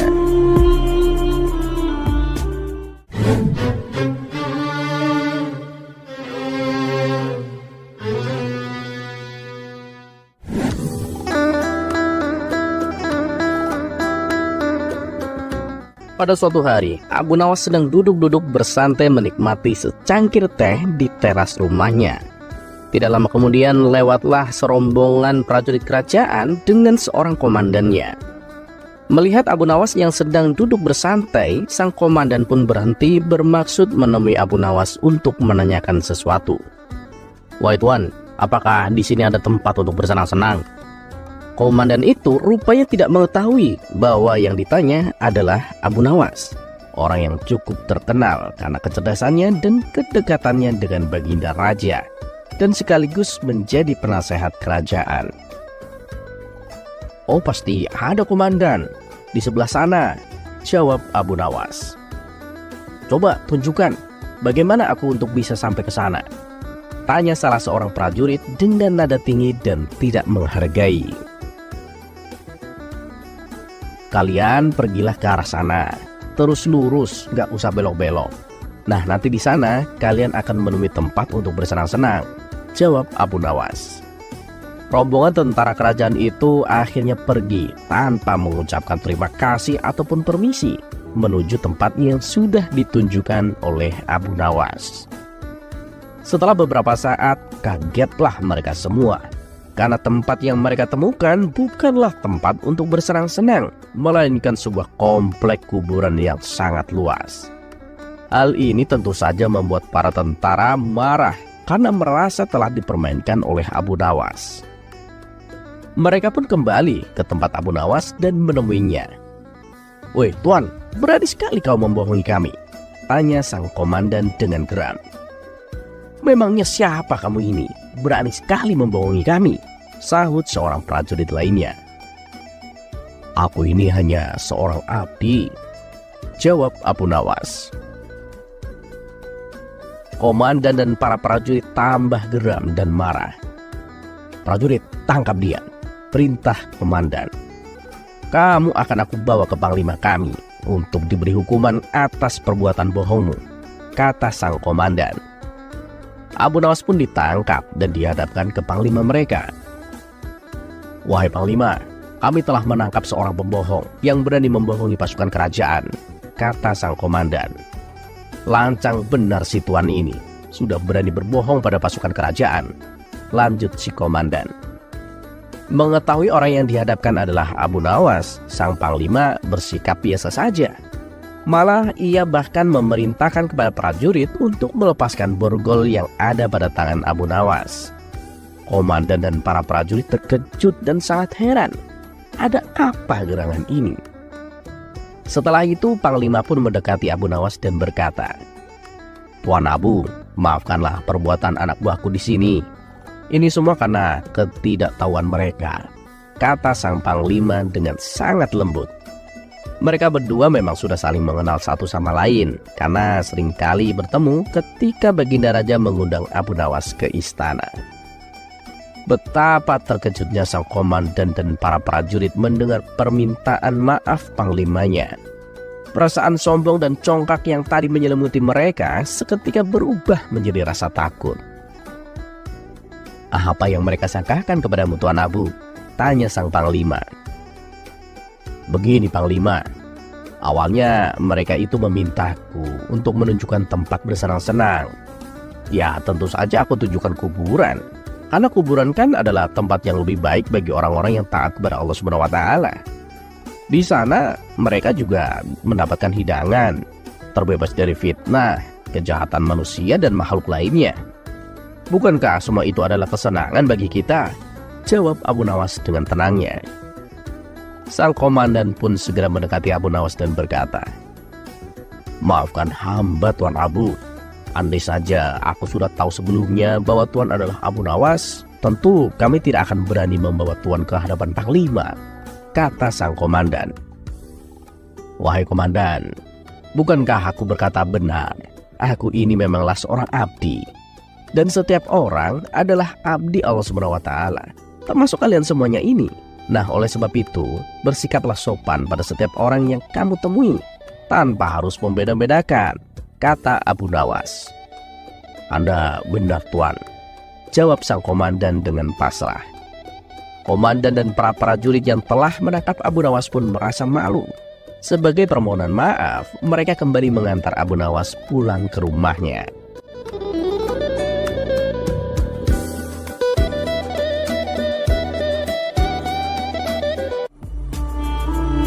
Kisah selanjutnya.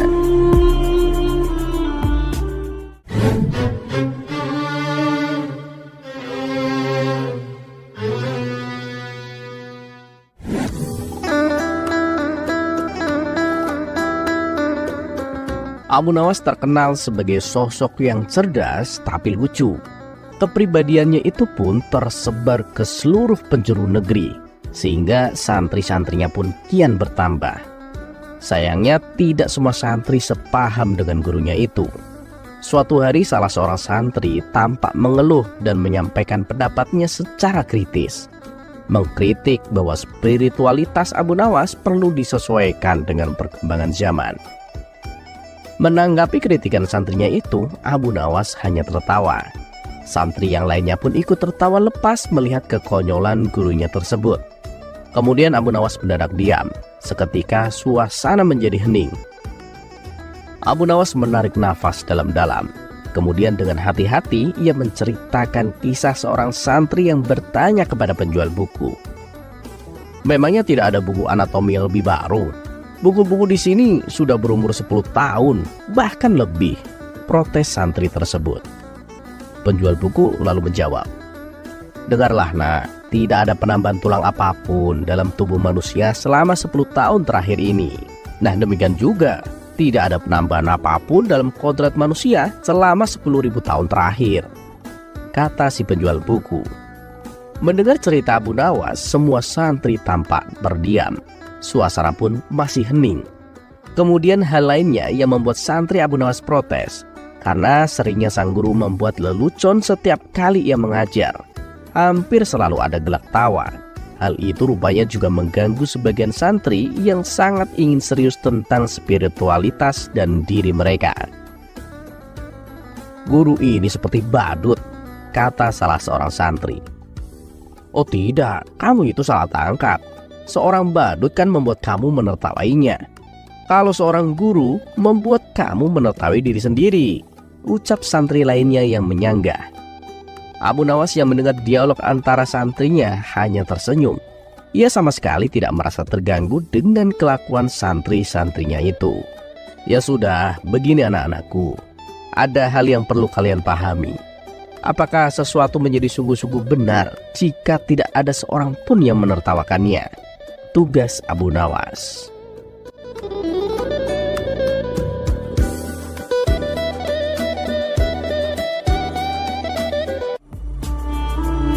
Kisah selanjutnya.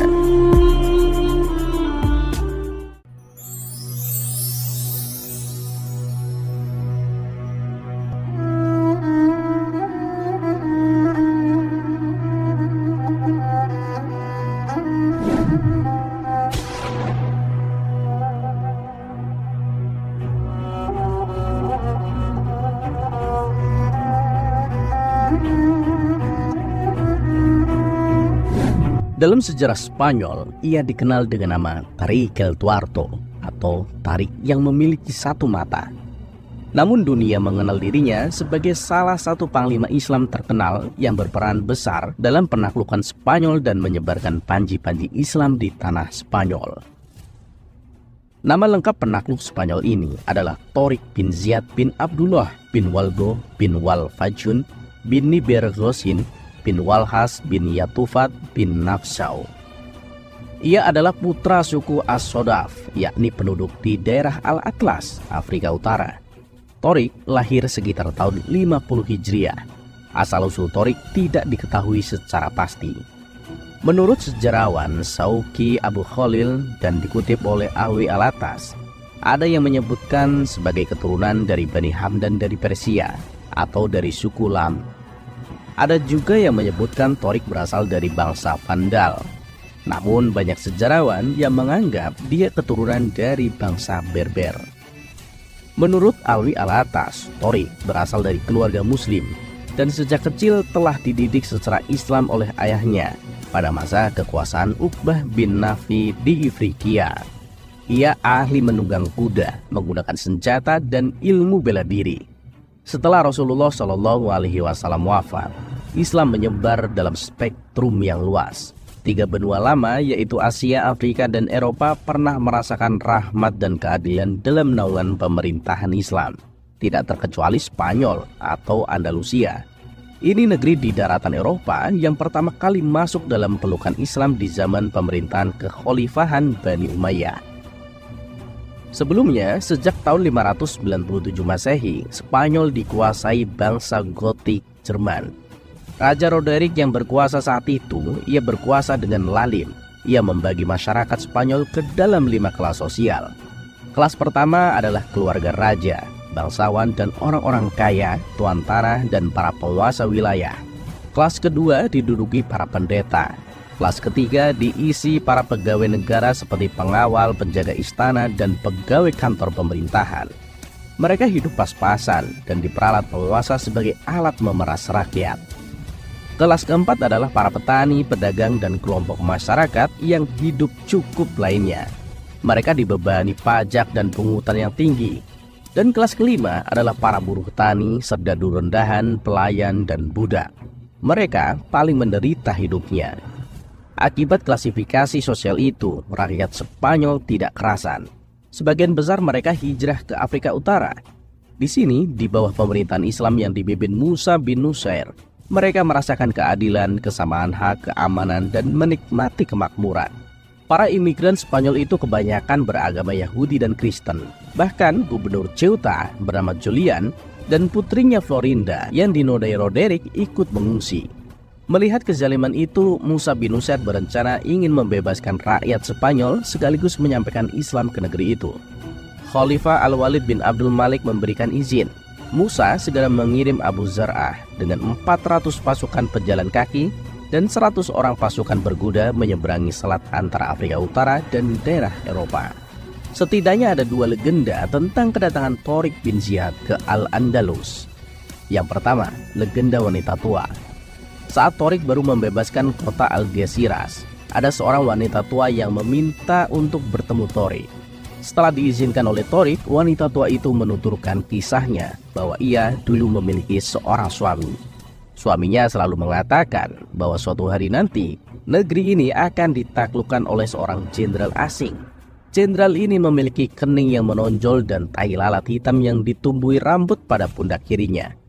Mendengar itu, Tariq segera membuka pundak bagian kirinya yang ternyata memang memiliki tanda yang sama seperti yang dituturkan wanita tersebut. Pasukan Tariq pun kagum.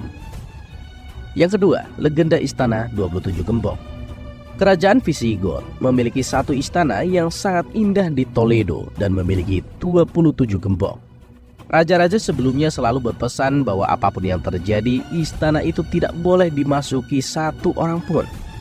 Setiap raja yang baru bahkan menambahkan satu gembok sehingga ada 27 gembok.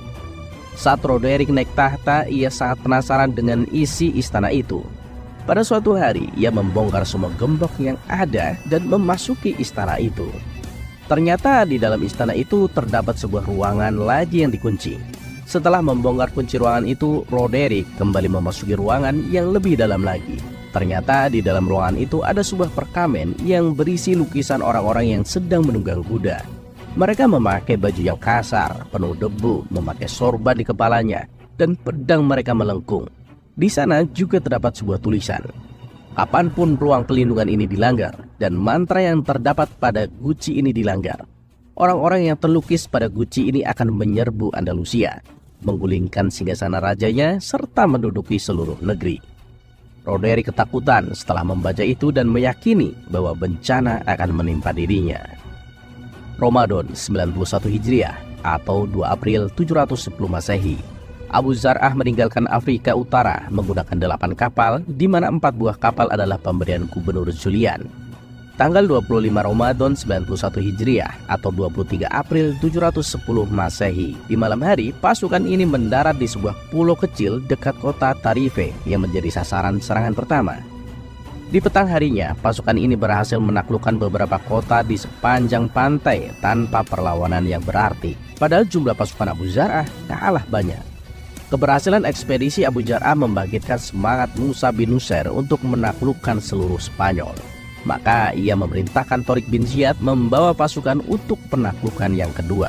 Pada hari Senin, 3 Mei 711 Masehi, Tariq membawa 70.000 pasukannya menyeberang ke daratan Eropa dengan kapal. Sesampainya di pantai wilayah Spanyol, ia mengumpulkan pasukannya di sebuah bukit karang yang sekarang dikenal dengan nama Gibraltar. Di dalam bahasa Arab disebut Jabal Tariq atau Bukit Tariq. Tariq bin Ziyad lalu berdiri di depan pasukannya. Ia memerintah pasukannya membakar semua armada kapal yang mereka miliki. Pasukannya kaget. Mereka bertanya, "Apa maksud Anda? Kalau kapal-kapal itu dibakar, bagaimana nanti kita bisa pulang?" Dengan pedang terhunus dan kalimat tegas, Torik berkata, "Kita sedang kesini bukan untuk kembali. Kita hanya memiliki dua pilihan, yaitu menaklukkan negeri ini lalu tinggal di sini atau kita semua binasa." Kini pasukannya paham. Mereka menyambut panggilan jihad panglima perang mereka itu dengan semangat terkobar. Mendengar pasukan Torik setelah mendarat, Raja Roderick mempersiapkan 100.000 tentara dengan persenjataan lengkap. Ia memimpin langsung pasukannya itu. Musa bin Nusair mengirim bantuan kepada Torik hanya dengan 5.000 pasukan, sehingga total pasukan Torik hanya 12.000 orang. Pada hari Ahad 28 Ramadan 92 Hijriah atau 19 Juli 711 Masehi, kedua pasukan bertemu dan bertempur di sekitar Sungai Guadalate. Pertempuran ini dikenal dengan nama Pertempuran Zuzunua atau Pertempuran Guadalate. Julian dan beberapa orang anak buahnya menyusup ke kubu Roderick. Ia menyebarkan kabar bahwa pasukan muslim datang bukan untuk menjajah, tetapi hanya untuk menghentikan kezaliman Roderick. Jika Roderick terbunuh, peperangan akan dihentikan. Usaha Julian berhasil. Sebagian pasukan Roderick menarik diri dan meninggalkan medan pertempuran. Akibatnya barisan tentara Roderick kacau. Torik memanfaatkan situasi itu dan berhasil membunuh Roderick dengan tangannya sendiri. Mayat Roderick tenggelam lalu hanyut di bawah arus sungai Barbate. Terbunuhnya Roderick mematahkan semangat pasukan Spanyol. Markas pertahanan mereka dengan mudah dikuasai. Keberhasilan ini disambut gembira Musa bin Nusair.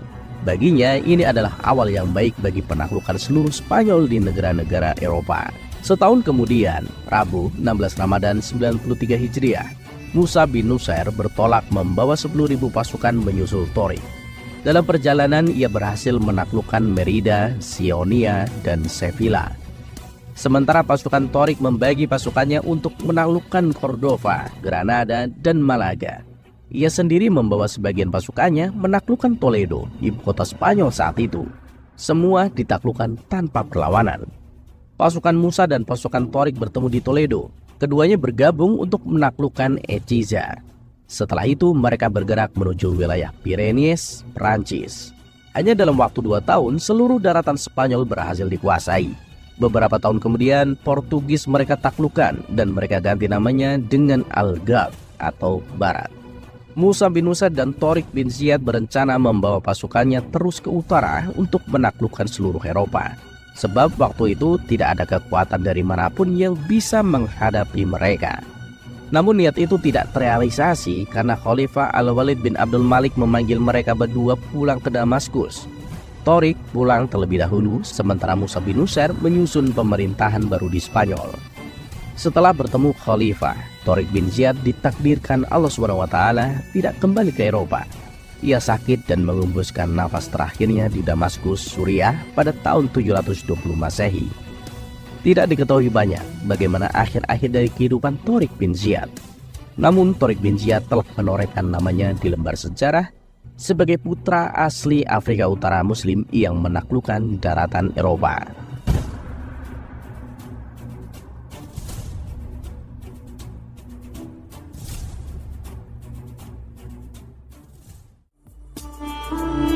Kisah selanjutnya.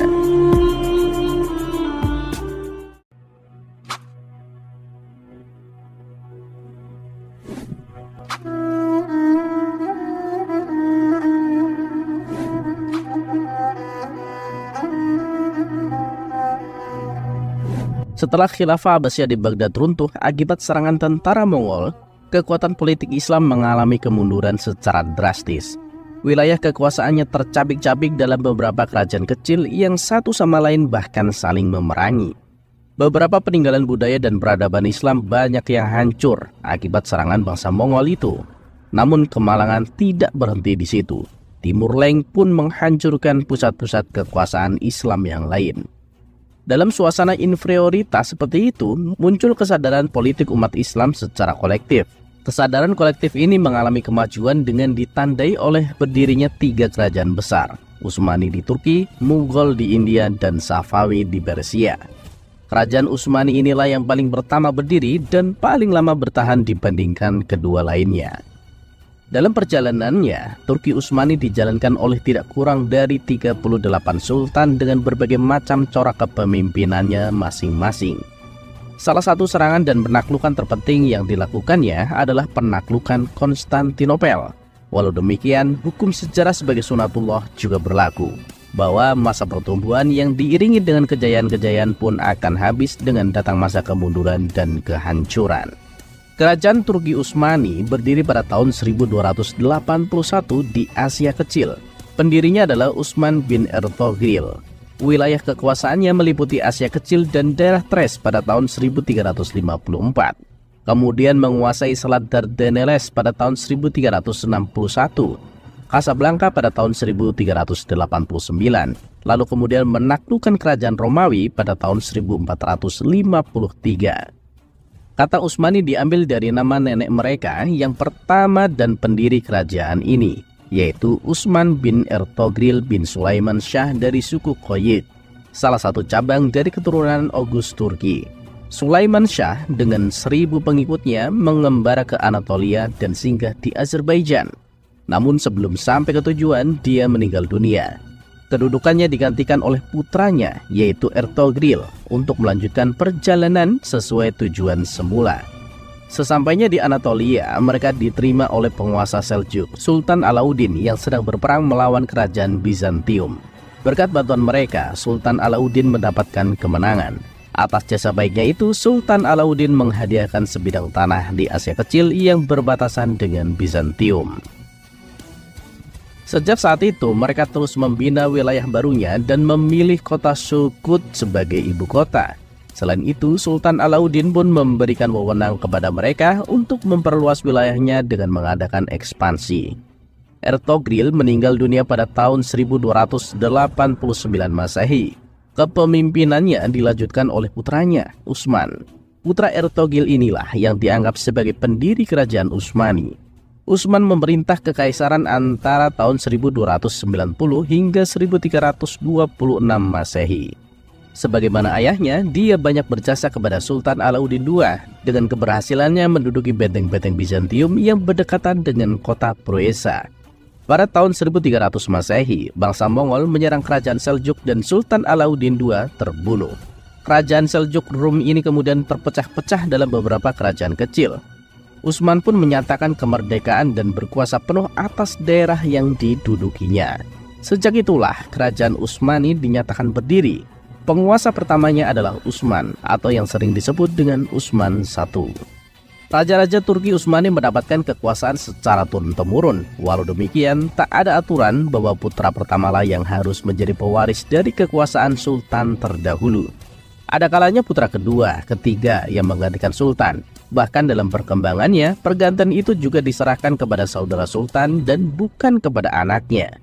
Dalam sejarahnya, selama kerajaan Turki Utsmani berdiri yang hampir 7 abad lamanya, 1299 atau 1300 hingga 1924 Masehi, tidak kurang dari 38 sultan yang telah memimpin kerajaan ini, yaitu di periode pertama, Utsman I tahun 1299 hingga 1326, Orkan atau putra Utsman I tahun 1326 hingga 1359, Murad I atau putra Orkan tahun 1359 hingga 1389, Bayazid I Yildirim atau putra Murad I tahun 1389 hingga 1402 Masehi. Periode kedua, Muhammad I atau putra Bayazid I tahun 1433 hingga 1421 Masehi. Murad II atau putra Muhammad I tahun 1421 hingga 1451 Masehi. Semuanya berlanjut hingga 38 sultan sampai kepada periode kelima. Adapun yang terakhir adalah Abdul Majid II tahun 1922 hingga 1924 Masehi. Untuk sekitar 2/3 abad setelah didirikannya di Anatolia, Asia Kecil pada tahun 1300 Masehi, dengan mengorbankan kekaisaran Bizantium dan didirikan di atas reruntuhan kerajaan Seljuk, kerajaan Turki Utsmani hanyalah sebuah emirat di daerah perbatasan. Negara ini selalu diliputi suasana peperangan dan pada saat itu senantiasa dalam keadaan genting. Setelah Utsman I mengumumkan dirinya sebagai Padishah Al-Utsman atau Raja Besar Keluarga Utsman pada tahun 1300 Masehi, setapak demi setapak wilayah kerajaan dapat diperluasnya. Dia menyerang daerah perbatasan Bizantium dan menaklukkan kota Prusa pada tahun 1317 Masehi. Kemudian pada tahun 1326 Masehi dijadikan sebagai ibu kota kerajaan.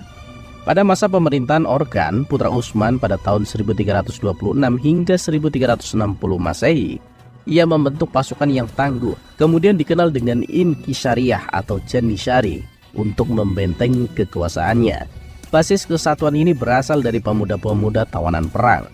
Kebijakan kemiliteran ini lebih dikembangkan oleh pengganti Orkan, yaitu Murad I, dengan membentuk sejumlah kop atau cabang-cabang Yenisari.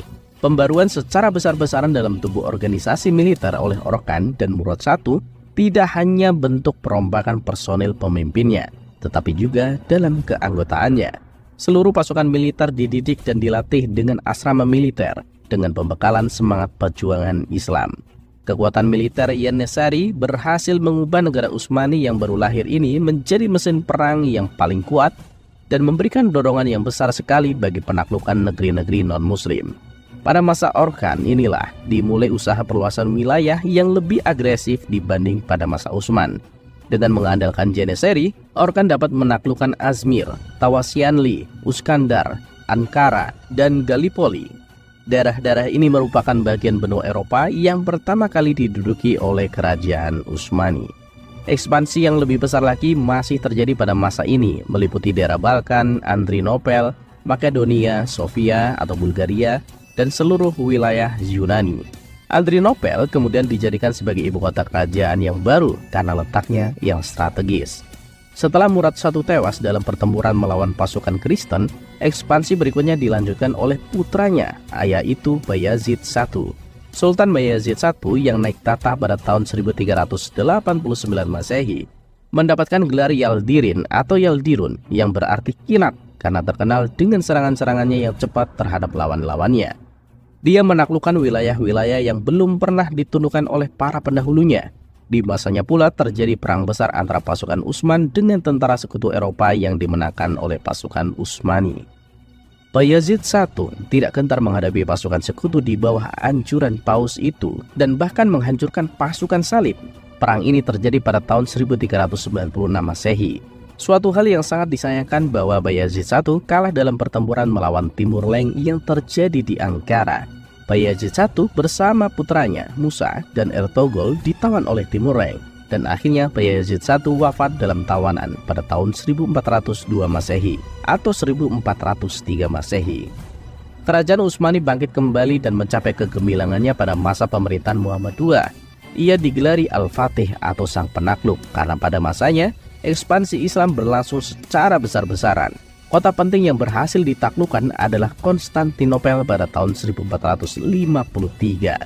Dengan demikian, usaha menaklukkan Islam atas kerajaan Romawi Timur yang telah berulang kali dilakukan oleh pasukan Muslim sejak masa Umayyah telah tercapai. Konstantinopel dijadikan ibu kota kerajaan dan gereja Hagia Sophia yang terkenal itu dijadikan masjid. Sekalipun Konstantinopel telah jatuh di tangan Utsmani di bawah kekuasaan Muhammad Al-Fatih, namun oleh Sultan tetap diberikan kebebasan beragama. Dengan terbentuknya kota Konstantinopel sebagai benteng pertahanan terkuat kerajaan Bizantium, lebih memudahkan arus ekspansi Turki Utsmani ke benua Eropa. Dan Eropa bagian timur semakin terancam oleh Turki Utsmani karena ekspansi Turki Utsmani juga dilakukan ke wilayah ini, dan bahkan sampai ke pintu gerbang Wina, Austria. Setelah Muhammad Al-Fatih meninggal, ia digantikan Bayazid II. Dia lebih mementingkan kehidupan tasawuf daripada berperang. Kelemahannya di bidang pemerintahan yang cenderung berdamai dengan musuh mengakibatkan dia tidak ditaati oleh rakyatnya, termasuk putra-putranya. Karena seringnya terjadi perselisihan yang panjang antara dia dan putra-putranya, akhirnya ia mengundurkan diri dan diganti oleh putranya, Salim I, pada tahun 1512 Masehi. Pada masa Sultan Salim I pada tahun 1517 Masehi, gelar khalifah yang disandang oleh Al-Mutawakki Alallah, salah seorang keturunan Bani Abbas yang selamat dari bangsa Mongol tahun 1235 Masehi, dan saat itu berada dalam proteksi, diambil alih oleh Sultan. Dengan demikian, pada masa Sultan Salim ini, para Sultan Utsmani menyandang dua gelar, yaitu gelar sultan dan gelar khalifah. Sehingga nama Sultan Salim pun mulai disebutkan dalam khutbah-khutbah. Selain itu, ia pun dalam masa pemerintahannya selama 8 tahun menjadi penguasa dan pelindung 2 buah kota suci, yaitu Mekah dan Madinah. Puncak kerajaan Turki Utsmani dicapai pada masa pemerintahan Sulaiman I. Ia digelari Al-Kanuni karena ia berhasil membuat undang-undang yang mengatur masyarakat. Orang Barat menyebutnya sebagai Sulaiman yang Agung atau The Magnificent. Pada dasarnya wilayahnya meliputi dataran Eropa hingga Austria, Mesir dan Afrika Utara hingga Aljazair dan Asia hingga Persia, serta meliputi Lautan Hindia, Lautan Arabia, Lautan Merah, Lautan Tengah, dan Lautan Hitam. Sebagaimana pengakuannya yang terdapat dalam suratnya untuk Francis I, Raja Prancis. Para pemimpin kerajaan Utsmani pada masa-masa pertama adalah orang-orang yang kuat, sehingga kerajaan dapat melakukan ekspansi dengan cepat dan luas.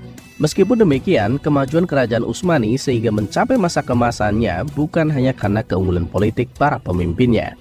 Masih banyak faktor lain yang mendukung keberhasilan ekspansinya itu. Yang terpenting diantaranya adalah keberanian, keterampilan, ketangguhan, dan kekuatan militernya yang sanggup bertempur kapan dan di mana saja. Untuk pertama kali, kekuatan militer kerajaan ini mulai diorganisasi dengan baik dan teratur ketika terjadi kontak senjata dengan Eropa. Ketika itu, pasukan tempur yang besar sudah terorganisasi. Pengorganisasian yang baik, taktik, dan strategi tempur militer Utsmani berlangsung tanpa halangan berarti. Namun tak lama setelah kemenangan tercapai, kekuatan militer yang ini dilanda kekisruan. Kesadaran prajuritnya menurun, mereka merasa dirinya sebagai pemimpin-pemimpin yang berhak menerima gaji. Akan tetapi keadaan tersebut segera dapat diatasi oleh Orkan dengan jalan mengadakan perombakan besar-besaran dalam kemiliteran. Pembaharuan dalam tubuh organisasi militer oleh Orkan tidak hanya dalam bentuk mutasi personel-personel pimpinan, tetapi juga diadakan perombakan dalam keanggotaan. Bangsa-bangsa non-Turki dimasukkan sebagai anggota, bahkan anak-anak Kristen yang masih kecil diasramakan dan dibimbing dalam suasana Islam untuk dijadikan prajurit. Program ini ternyata berhasil dengan terbentuknya kelompok militer baru yang disebut pasukan Janissary atau Inkisaria. Pasukan inilah yang dapat mengubah dinasti Utsmaniyah menjadi mesin perang yang paling kuat dan memberikan dorongan yang amat besar dalam penaklukan negeri-negeri non-muslim. Di samping Janissary, ada lagi prajurit dari tentara feodal yang dikirim kepada pemerintahan pusat. Pasukan ini disebut tentara atau kelompok militer Taujiyah. Angkatan laut pun dibenahi karena ia memiliki peranan yang besar dalam perjalanan ekspansi Turki Utsmani. Pada abad ke-16, Angkatan Laut Turki Utsmani yang tangguh mencapai puncak kejayaannya. Kekuatan militer Utsmani yang tangguh itu dengan cepat dapat menguasai wilayah yang sangat luas, baik di Asia, Afrika, maupun Eropa. Faktor utama yang mendorong kemajuan di lapangan militer ini adalah tabiat bangsa Turki itu sendiri yang bersifat militer, disiplin, dan patuh pada peraturan. Tabiat ini merupakan tabiat alami yang mereka warisi dari nenek moyang mereka di Asia Tengah. Keberhasilan ekspansi tersebut dibarengi pula dengan terciptanya jaringan pemerintahan yang teratur. Dalam mengelola pemerintahan yang luas, Sultan-Sultan Turki Utsmani senantiasa bertindak tegas. Dalam struktur pemerintahan, Sultan sebagai penguasa tertinggi dibantu oleh Perdana Menteri yang membawahi pasa atau gubernur. Gubernur mengepalai daerah tingkat 1. Di bawahnya terdapat beberapa orang al-Zanazik atau al-Alawiyah atau bupati. Untuk mengatur urusan pemerintahan negara, di masa Sultan Sulaiman I disusun sebuah kitab undang-undang atau konun. Kitab tersebut diberi nama Multaqo al-Abur, yang menjadi pegangan hukum bagi kerajaan Turki Utsmani sampai datangnya reformasi pada abad ke-19. Karena jasa Sultan Sulaiman I yang amat berharga ini, di ujung namanya ditambah dengan gelar Sultan Sulaiman Al-Kanuni. Kemunduran Turki Utsmani. Untuk menentukan penyebab utama kehancuran kerajaan Turki Utsmani merupakan persoalan yang tidak mudah. Akan tetapi ketergantungan sistem birokrasi Turki Utsmani kepada kemampuan seorang sultan dalam mengendalikan pemerintahan menjadi institusi politik ini menjadi rentan bagi kejatuhan kerajaan. Seorang sultan yang lemah cukup membuka peluang bagi degradasi politik di kerajaan Turki Utsmani. Akan tetapi seorang sultan yang cakap juga mampu memperlambat proses korosi pada badan politik kerajaan. Setelah Sultan Sulaiman Al-Kanuni wafat 1566 Masehi, kerajaan Turki Utsmani mulai memasuki fase kemundurannya. Akan tetapi sebagai sebuah kerajaan besar dan kuat, kemunduran itu tidak langsung terlihat. Sultan Sulaiman Al-Kanuni diganti oleh Salim II. kenaikan Sultan Salim II telah dianggap oleh ahli sejarah sebagai titik permulaan keruntuhan Turki Utsmani dan berakhirnya zaman keemasannya. Hal ini ditandai dengan melemahnya semangat perjuangan prajurit Utsmani yang menyebabkan sejumlah kekalahan dalam pertempuran menghadapi musuh-musuhnya. Pada tahun 1633 Masehi, tentara Utsmani menderita kekalahan dalam penyerbuan Hungaria. Demikian juga pada tahun 1676 Masehi, Turki Utsmani kalah dalam pertempuran di Mohaques, Hungaria, dan dipaksa menandatangani perjanjian Karlowitz pada tahun 1699 yang berisi pernyataan seluruh wilayah Hungaria, sebagian besar Slovenia dan Kroasia diberikan kepada penguasa Venetia. Pada tahun 1774 Masehi, penguasa Utsmani Sultan Abdul Hamid terpaksa menandatangani perjanjian dengan Rusia yang berisi pengakuan kemerdekaan Crimea dan penyerahan benteng-benteng pertahanan di Laut Hitam, serta memberikan izin kepada Rusia untuk melintasi selat antara Laut Hitam dan Laut Putih. Setelah menyadari menurunnya kekuasaan Turki Utsmani, sebagian wilayah kekuasaannya melancarkan pemberontakan untuk melepaskan diri. Di Mesir, Janisary bersekutu dengan tentara Mamalik melancarkan pemberontakan pada tahun 1772 Masehi. Mamalik berhasil menguasai Mesir kembali. Di Syria dan Lebanon juga terjadi pemberontakan yang dipelopori oleh Drus dan Fakhruddin. Sementara itu di Arabia timbul gerakan pemurnian oleh Muhammad bin Abdul Wahhab, dan gerakan ini bergabung dengan kekuatan Ibnu Saud yang akhirnya berhasil memperluas wilayah kekuasaannya di sekitar Jazirah Arab. Gerakan-gerakan separatis terus berlanjut hingga pada abad ke-19 dan ke-20. Ditambah dengan munculnya gerakan modernisasi politik di pusat pemerintahan, kerajaan Turki Utsmani akhirnya berakhir dengan berdirinya Republik Turki pada tahun 1924 Masehi dan mengangkat Mustafa Kemal Atatürk sebagai presiden pertama di Republik Turki. Dalam percaturan politik selanjutnya, Turki tidak begitu memiliki pengaruh yang dominan. Bahkan orang Eropa menyebutnya the sick man of the Europe, atau si sakit yang ada di Eropa.